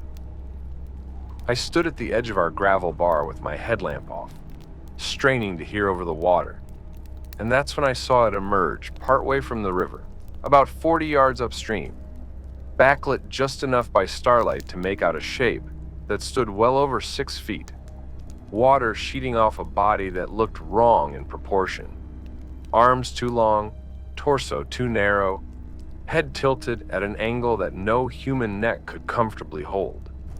It stood in the shallows for what felt like a full minute, water swirling around its legs, before it simply turned and waded back the way it had come, disappearing into the dark on the far bank.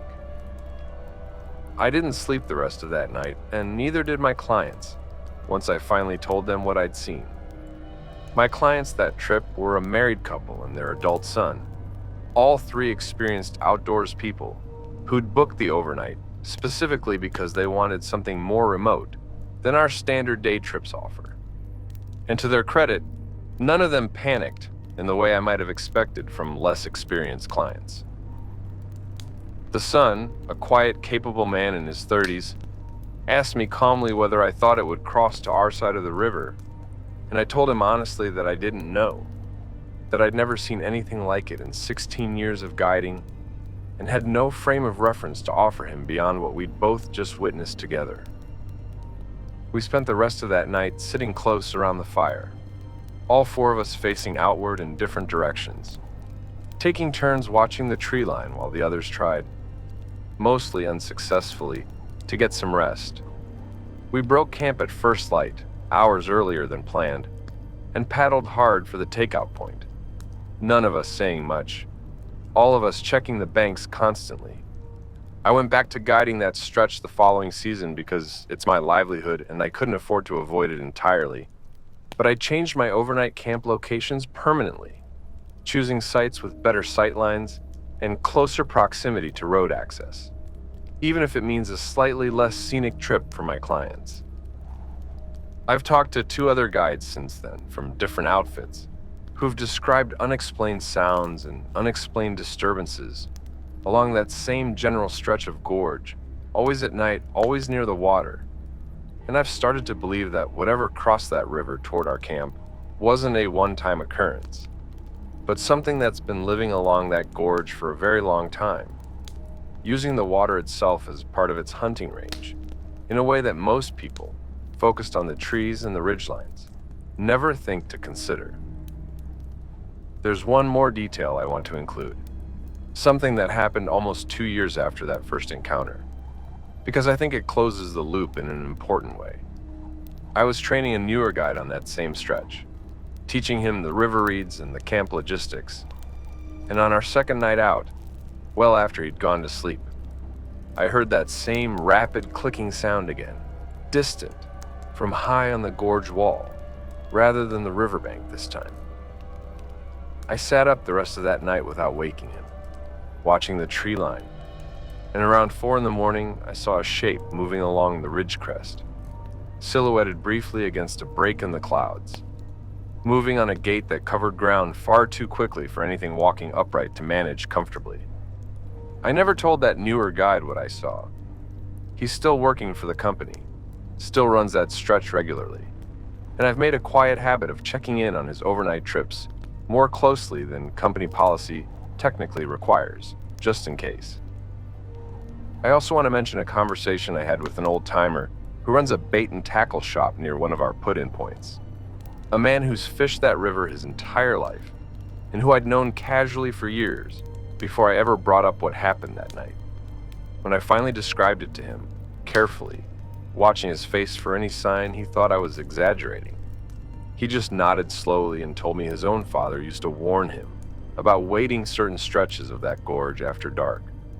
Not because of the current, which every local respects without needing to be told twice, but because of something his father called the River Walker, a story passed down through several generations of families who'd fished and hunted along that gorge long before commercial rafting ever existed.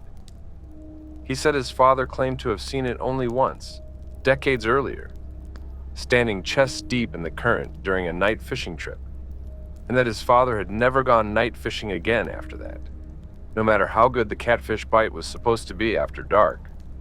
I asked him if he believed his father's story, and he said he didn't used to, not until I told him mine, and now he wasn't so sure anymore. I think about that conversation often now, how a story that had been quietly dismissed as an old man's fishing tale for decades suddenly gained new weight the moment somebody else came forward with a matching account. I wonder how many other stories like that are sitting dormant in families up and down this river, waiting for a second witness to finally make them feel real again instead of embarrassing. There's a strange kind of comfort and a strange kind of dread that comes with realizing your own encounter fits into a pattern that predates you by generations. On one hand, it means I wasn't losing my mind that night on the gravel bar, wasn't misreading exhaustion or moonlight or an unfamiliar sound into something it wasn't. On the other hand, it means whatever crossed that river toward our camp has likely been doing exactly that, in exactly that stretch of gorge, for far longer than any of us have been alive, patient and consistent in a way that makes the isolated nature of my own encounter feel a lot less isolated the more I learn. I still guide that stretch, because I love this river more than I fear what lives along it. But I carry a different kind of awareness now, every time we make camp along that gorge, checking the far bank a little more carefully, listening a little more closely to the quiet between the sound of the current. Story 9. I've worked as a journeyman lineman for the Regional Power Cooperative for going on 18 years, which means I've spent a good chunk of my adult life climbing poles and towers in every kind of weather the state can produce, usually in the middle of the night, usually during the exact moment when conditions are at their worst, because that's when the outages happen. My name is Roland Pruitt. I'm 46, and if you've ever wondered who shows up to fix the power during a bad ice storm at 3 in the morning while everybody else is safely tucked into bed, that's me and a handful of guys just like me, driving bucket trucks up mountain roads that most people wouldn't attempt in broad daylight, let alone in a storm.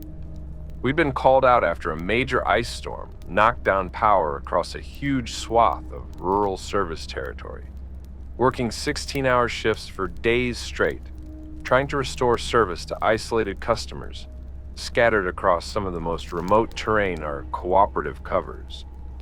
By the time we got to the section of line that would change everything for me, we were on our fourth consecutive night of this kind of work, running on minimal sleep, fueled mostly by gas station coffee and the kind of grim determination that sets in when you know entire communities are depending on you to get their power back before pipes freeze or medical equipment fails. That level of exhaustion matters to this story because it's the first thing anybody official would point to afterward if I ever reported what happened. Chalk it up to fatigue, to eyes playing tricks after too many hours without proper rest. I want to be clear that all three of us discussed that possibility ourselves, at length in the days afterward. And all three of us came to the same conclusion, that exhaustion doesn't make three separate people see the same specific thing at the same specific moment, no matter how tired any of us were. My crew that night consisted of myself and two others, working a stretch of line that ran along a ridge accessible only by an old logging road that our trucks could barely manage even with chains on the tires.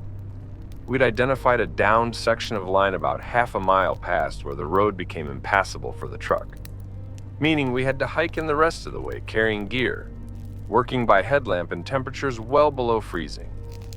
Around 1 a.m, working to splice a downed section of line, one of my crew, a younger guy named Ezra, who'd only been with us about a year, stopped what he was doing and asked if either of us had heard something moving in the trees just past our work light's range.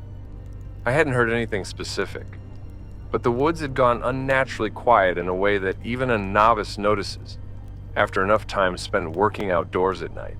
No wind, no settling ice cracking off branches, nothing. We kept working faster than before, all three of us glancing up more than we normally would.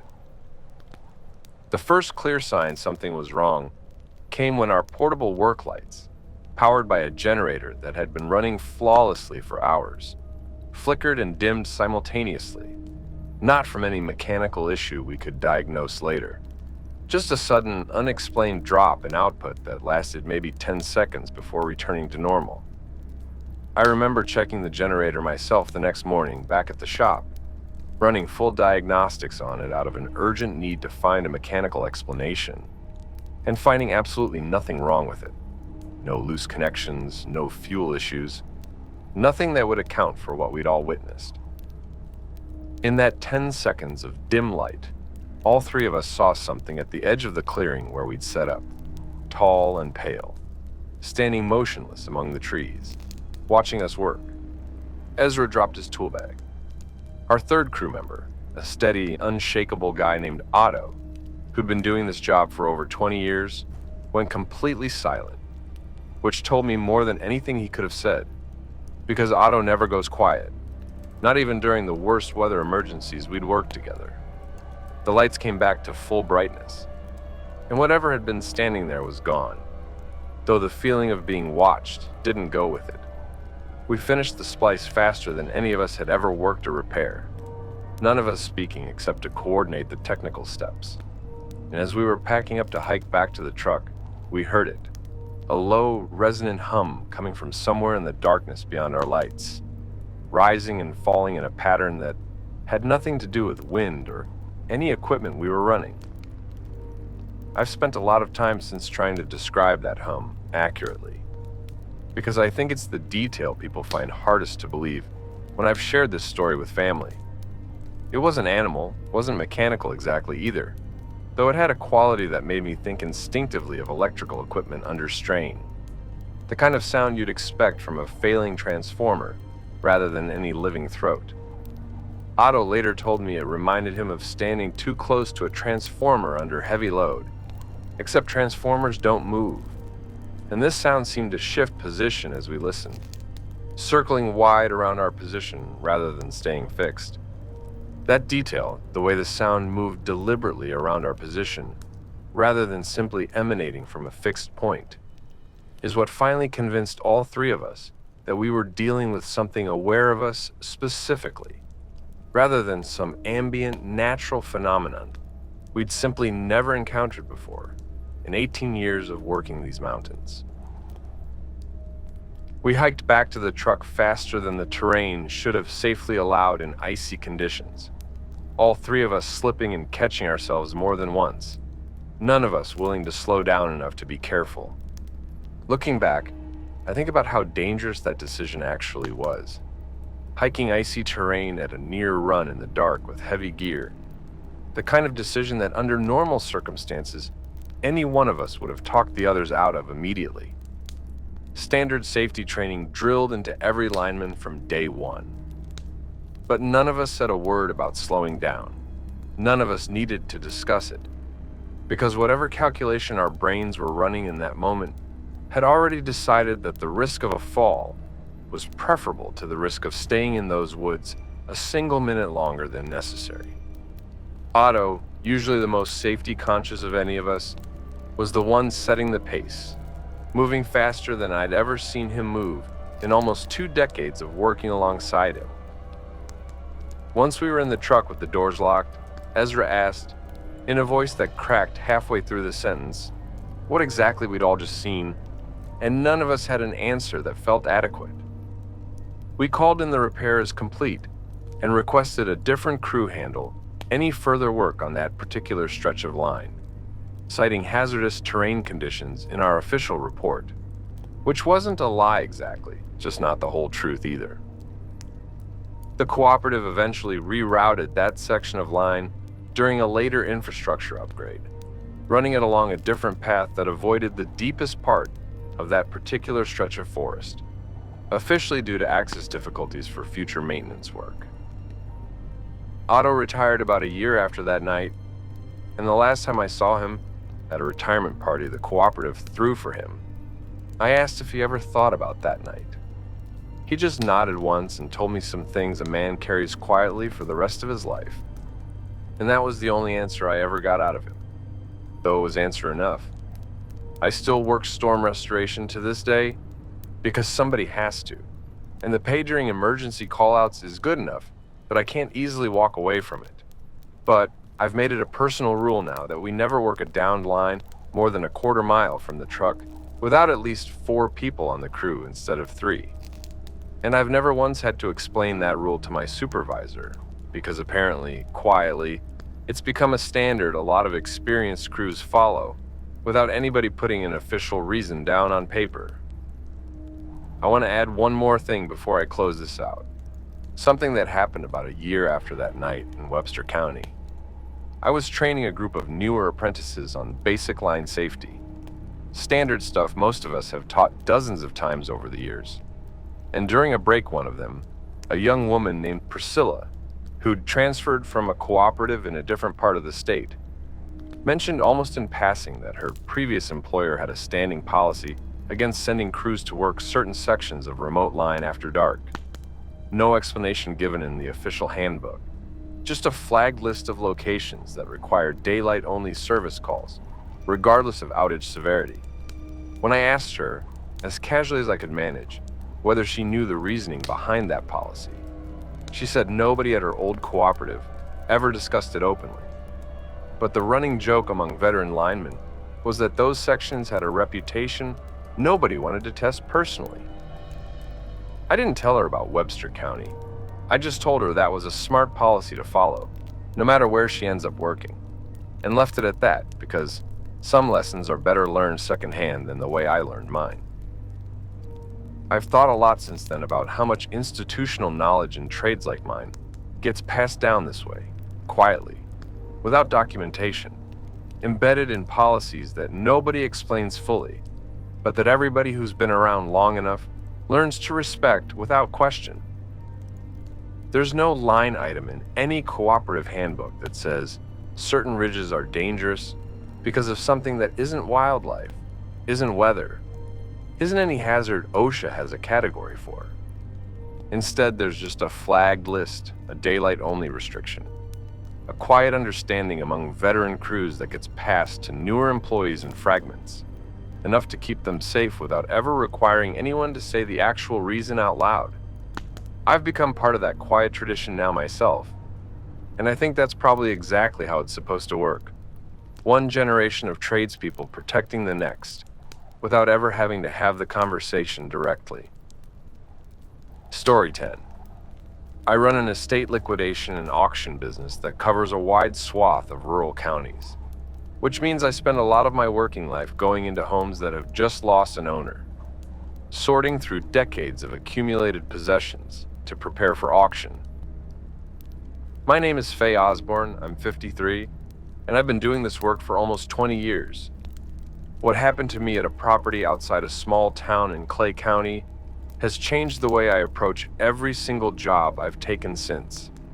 The property in question belonged to an older man who'd lived alone for the final decade of his life, several miles outside of town on a large parcel of land that backed up against undeveloped forest, no immediate neighbors within sight. His family, scattered across several states, hired me to inventory and prepare the estate for auction, a fairly standard job on paper. I arrived alone on a weekday afternoon to begin the initial walkthrough, planning to spend several hours cataloging items before returning with a crew later that week to begin the actual liquidation process. I want to describe the main house briefly before getting into the workshop, because the contrast between the two spaces struck me as significant, even before I understood why. The house itself was tidy, almost sparse, the belongings of a man who'd simplified his life considerably in his later years. Minimal furniture, a modest kitchen, a bedroom with only the essentials. It was the kind of house that told a story of someone gradually withdrawing from the world, keeping only what mattered and letting the rest go. Nothing about the house itself suggested anything unusual, just the quiet, orderly life of a man living alone in the country. The workshop, by contrast, felt like an entirely different property belonging to an entirely different person. The house itself felt normal enough at first, cluttered in the way these properties often are, decades of furniture, tools, and personal effects layered on top of each other. It was in the detached workshop behind the main house, where the man had apparently spent a great deal of his time, that things started to feel wrong. Every window in that workshop had been covered from the inside with thick black plastic sheeting, carefully taped along every edge, blocking out all natural light, despite there being no obvious reason for it, given the building's remote location. Inside, alongside his normal tools, I found a collection of objects that didn't fit any hobby or profession I could identify. Dozens of small bells strung on wire and hung along the interior walls near the ceiling, spaced at intervals that seemed carefully measured rather than randomly placed, as if he'd calculated exactly how far apart they needed to be to cover the entire perimeter of the building without any gaps.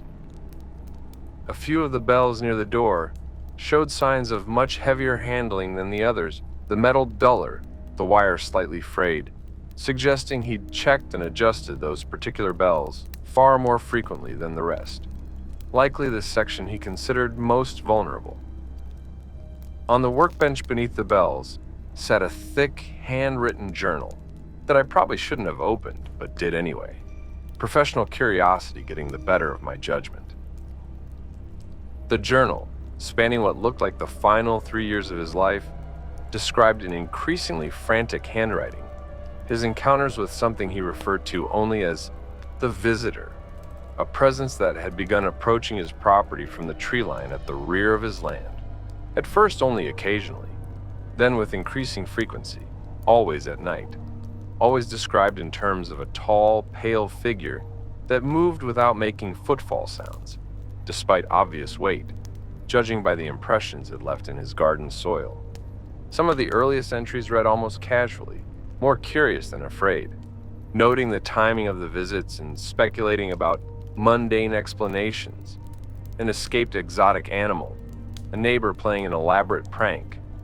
By the entries dated roughly a year later, the tone had shifted entirely. Shorter sentences, more urgent handwriting, references to sleepless nights, and a growing certainty that whatever was visiting his property understood on some level that it was being watched in return and didn't appreciate it. He wrote about installing the bells as an early warning system, about sealing the workshop windows after catching sight of it peering in one night.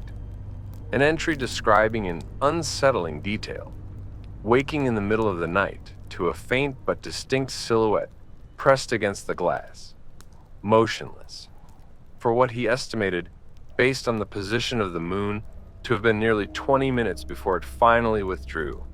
About a period toward the end of the journal, where the entries grew shorter and more disjointed, describing nights spent awake with a rifle across his lap, describing a smell that would precede its visits, something he compared to wet earth mixed with something rotten underneath. I stood in that workshop for a long time after reading through the final entries, which stopped abruptly about 4 months before he passed away, of what his family had told me was natural causes related to his age. I don't know if there's any connection between his death and what he described in that journal, and I'll admit I didn't ask his family directly, not wanting to bring up something that would only cause them additional grief during an already difficult time. But standing there, surrounded by those bells hanging silent along the walls, I felt a cold certainty that whatever he'd written about wasn't the product of an elderly man's declining mind. It felt real in a way I can't fully explain, the kind of certainty that settles into your bones rather than your thoughts. As I was leaving the workshop that afternoon, still shaken from the journal, I heard a soft, deliberate knock against the outside of the building, coming from the wall opposite the door I was standing near. A single knock, then silence, then nothing else, no matter how long I stood there listening. I left the property that day without finishing my inventory, telling myself I'd come back the next day with better lighting and more time, though the truth was I simply needed distance from that workshop before I could think clearly again. I did return to complete the job, bringing a full crew with me, and making sure we finished before dark every single day of the liquidation.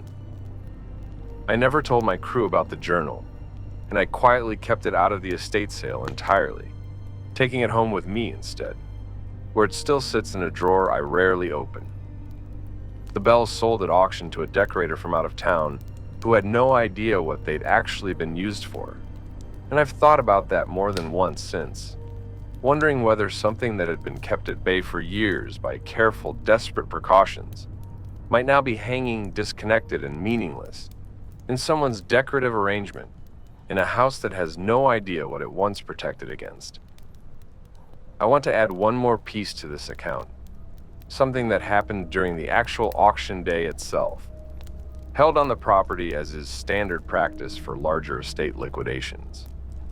Toward the end of the day, as we were wrapping up and loading unsold items, an elderly woman who'd stopped by more out of curiosity than serious bidding interest approached me and asked, quietly, whether I'd found anything unusual in the workshop, phrasing it in a way that told me she already suspected the answer before I gave it.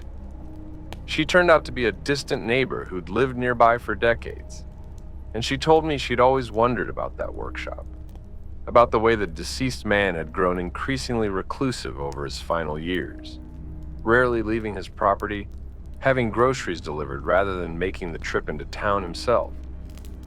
She said she'd never worked up the nerve to ask him directly what was going on, and had always assumed it was simply the isolation of rural living affecting an aging mind, until I confirmed in vague terms that there had been something documented in his own writing that suggested otherwise. She thanked me for telling her, said it gave her a strange kind of peace to finally understand, even partially, and then she left without buying anything at all, which struck me as the most honest reaction anybody had to that entire estate. I've handled dozens of estates since that one, and I'll admit something has shifted permanently in the way I approach this work. I used to walk into a deceased person's home focused purely on the practical task at hand, cataloging, appraising, preparing for sale, treating the process as a straightforward professional service. Now I find myself paying closer attention to the small details that don't quite fit the story a house seems to be telling on the surface. Covered windows, unusual security measures, Personal writings tucked away in places that suggest the owner wanted them found eventually, but not too easily. Most of the time, these details still turn out to have mundane explanations: an elderly person's declining eyesight, general eccentricity, ordinary grief over a lost spouse expressed in unusual ways. But every so often, rarely, I find something that reminds me of that workshop. And when I do, I've learned to trust that instinct completely, to treat it with the same seriousness I gave that journal, because I've come to believe that some of the people whose estates I handle spent their final years fighting a battle nobody around them ever fully understood. And the least I can do, professionally and personally, is respect that struggle rather than dismiss it as simply the confusion of old age. Story 11. I've worked the overnight shift at a small AM radio station for almost 12 years now, broadcasting out of a transmitter building located well outside of town on a stretch of land chosen decades ago, specifically because of its elevation and isolation, both qualities that make for good signal range and absolutely nothing else in terms of comfort or company. My name is Bo Tatum. I'm 36, and most nights my job consists of playing a rotation of programming, monitoring the equipment, and talking into a microphone to an audience I mostly never hear back from, which suited me fine until the night I'm about to describe made that isolation feel like something else entirely. The transmitter building sits about 2 miles outside of the small town our station serves, up a gravel access road surrounded by dense forest on all sides, with the tower itself rising several hundred feet into the air, just beyond the building. I work alone every single overnight shift, which had never bothered me in 12 years of doing this job, right up until a night in late autumn when everything about my routine went sideways. I should mention that our station has always run a skeleton crew during overnight hours, a cost-saving measure that's been standard practice in small market radio for decades now, meaning I'm typically the only person on site from midnight until the morning host arrives around 6. Management has always framed this as perfectly safe given the site's fencing and security cameras, though the cameras themselves are a fairly basic system that mostly just record for insurance purposes, rather than anything monitored in real time. That detail matters, because when I later asked to review the footage from that particular night, the recording showed nothing unusual at all during the exact window I was outside at the tower base. The camera angle simply not covering that section of the clearing, a gap in coverage nobody had ever thought to address, because nobody had ever needed to before. Around 2 a.m, during a routine equipment check that required me to step outside briefly to inspect the guy wire anchors at the base of the tower, standard maintenance that takes maybe 10 minutes on a normal night, I noticed the forest around the clearing had gone completely silent. The kind of silence that, after enough of these accounts, I now understand isn't normal at all. As I finished my inspection and turned back toward the building, my flashlight beam caught something standing at the edge of the clearing, roughly 30 yards away, tall and unnervingly still, watching me with an intensity I could feel, even at that distance, even without being able to make out detailed features in the dark. I didn't run, mostly because some instinct told me running would be the wrong move, and instead I backed slowly toward the building door, keeping my flashlight trained on the shape the entire time. It didn't move as I retreated, didn't advance, just watched. And once I was inside with the door locked, I stood at the small window near the entrance for a long time, watching that same spot at the tree line, until eventually the shape was simply gone, though I couldn't say exactly when it had left. I got back on the air maybe 20 minutes later than scheduled, running an unplanned stretch of recorded programming to cover the gap, while I tried to steady myself enough to talk into a live microphone without my voice shaking. About an hour after that, still rattled, I noticed something on our equipment monitor that I'd genuinely never seen before in 12 years running that board. A brief, unexplained spike in our transmitter's power draw, lasting only a few seconds, with no corresponding change in output that our engineer could ever explain when I brought it up with him the next day. He chalked it up to a possible grounding issue related to the storm system that had passed through earlier that week, which was a reasonable enough explanation on paper, except there hadn't actually been any storm activity that particular night, just clear, cold, silent air. Around 4 a.m, close to the end of my shift, I heard something outside the building again, this time much closer, a slow, deliberate dragging sound moving along the exterior wall, pausing every few feet as if whatever was making it was examining the building's construction, testing for weak points. I remember counting the pauses without meaning to, some anxious part of my brain trying to impose order on something that terrified me. 4 pauses along the east wall, a longer pause near the utility door where our backup generator sits. Then 3 more pauses as it continued around toward the front of the building where I was sitting. Each pause lasted somewhere between 10 and 20 seconds, long enough that I started to imagine, uselessly, what exactly it might be examining so closely, whether it was looking for a way inside or simply satisfying some kind of curiosity about a structure it had likely never encountered in quite that configuration before. I sat at the console with every studio light on, watching the door, my hand resting on the base of a heavy microphone stand that I'd grabbed without really thinking about it. Some ancient instinct telling me to have something solid within reach, even though I knew logically it wouldn't do much good against whatever had been standing at that tree line earlier. The dragging sound eventually stopped, and my relief for the morning shift arrived a little before 6, finding me still sitting at that console with every light blazing, unable to explain to her right away why I looked the way I clearly must have looked. I've since learned to keep that same posture, every light on, door locked, nothing left to chance, for the remainder of every overnight shift I've worked since, no matter how uneventful the rest of the night turns out to be. I asked around after that night, carefully, among a few of the older engineers who'd worked at that station over the decades, and one of them, a retired transmitter engineer who'd built much of the original equipment back in the 70s, told me he'd had his own unexplained encounter at that same site decades earlier, something he'd never reported to management because he didn't want to be labeled unreliable in an industry where reputation determines whether you keep getting hired.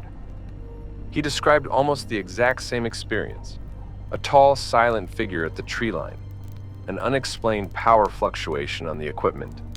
And he told me, with a kind of weary resignation that comes from carrying a secret a very long time, that he'd always suspected the site had been built too close to something that would have been better left undisturbed. Though by the time anybody realized that, the tower was already up and the station was already broadcasting, and nobody with the authority to relocate an entire transmitter facility was ever going to take a night watchman's story seriously enough to do anything about it. I've since learned that our station isn't the only one in the region with this kind of quiet, informal history. I got to talking with a fellow overnight host from a station in a neighboring county at a broadcasters conference a while back. And when the conversation drifted, as it eventually does, among people who've spent enough late nights alone in remote buildings towards strange experiences on the job, she described almost the same sequence of events at her own station's transmitter site. Tall figure at the tree line, unexplained equipment fluctuations, a slow, dragging sound along the building's exterior late at night. Neither of our stations have ever compared notes officially, and I doubt they ever will, given how differently broadcasting companies tend to handle anything that might make their facilities look less than fully professional to advertisers and regulators. But privately, between the two of us, we've stayed in touch, checking in with each other after particularly rough overnight shifts, comparing dates and details, slowly building an informal record of exactly how widespread this pattern might actually be across the region's more isolated broadcast facilities. There's a strange kind of solidarity that comes from work like ours, sitting alone for hours at a time in remote buildings that most people never think about, broadcasting into the dark to an audience of insomniacs, truckers, and third shift workers who probably never imagined the person on the other end of the signal is dealing with anything more dramatic than a slow news night. I think about my late night listeners sometimes now in a way I never used to, wondering how many of them are driving through the same kind of isolated stretches I described in that earlier trucking story, wondering if my voice on their radio is providing some small comfort against whatever might be moving through the dark alongside their vehicle. The same way keeping the studio lights on and the doors locked provides comfort against whatever moves through the dark alongside mine. It's an odd thought to carry through a shift, but it's become part of how I understand this job now. Not just playing music and reading weather reports, but holding a small, steady point of light and sound in a landscape that has far more darkness in it than most people driving through it after midnight ever fully appreciate. Story 12. I've spent the better part of 15 years as a professional caver, guiding tours through several of the larger commercial cave systems in Greenbrier and Pocahontas counties, while also doing independent exploration of wild, undeveloped cave systems on the side. The kind that don't have handrails or lighting or any of the safety infrastructure that makes commercial caving accessible to tourists. My name is Wendell Eicher. I'm 39. And if there's one thing 15 years underground has taught me, it's that the deep places in these mountains hold on to their secrets a lot more completely than the surface world ever manages to. Mostly because so few people are ever willing to go looking for them in the first place. I was part of a small, independent survey team, mapping an undocumented section of a wild cave system that connects, through a series of tight crawlways, to a much larger, partially documented system beneath a remote ridge. Our team consisted of myself and 2 experienced caving partners, equipped for a multi-day underground expedition, planning to survey and document passages that, as far as any of us knew, no human being had ever set foot in before. Wild cave expeditions like this one require a very particular mindset. A comfort with total darkness, total isolation, and total reliance on your own equipment and your partner's competence. Because once you're deep enough into an undocumented system, rescue, if something goes wrong, could take many hours or even days to organize and execute. I'd done dozens of expeditions like this over the years without serious incident. Enough that the psychological weight of that isolation had become, if not comfortable exactly, at least familiar. Nothing about our preparation for this particular trip felt different from any other expedition we'd run together as a team. About 14 hours into our second day underground, deep enough that we'd lost all sense of surface time, working our way through a newly discovered chamber, larger than anything documented elsewhere in that system, our lead surveyor noticed something on the chamber wall that stopped our entire team cold.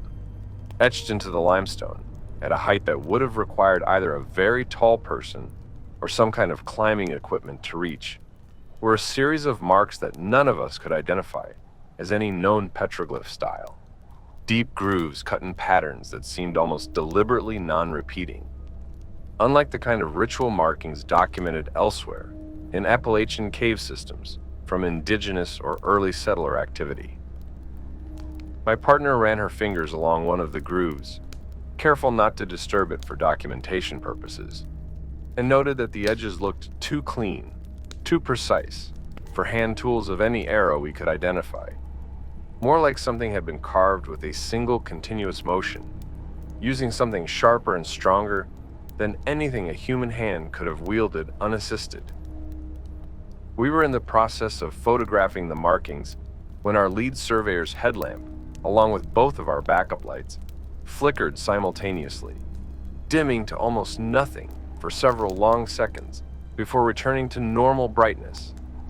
A malfunction none of us could explain afterward, given that we were running on 3 completely separate battery systems that had all been tested and charged before the expedition.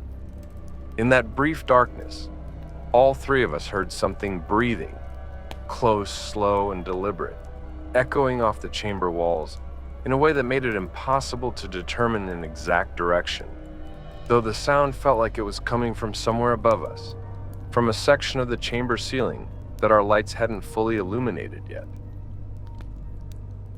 None of us spoke for a long moment after the lights returned.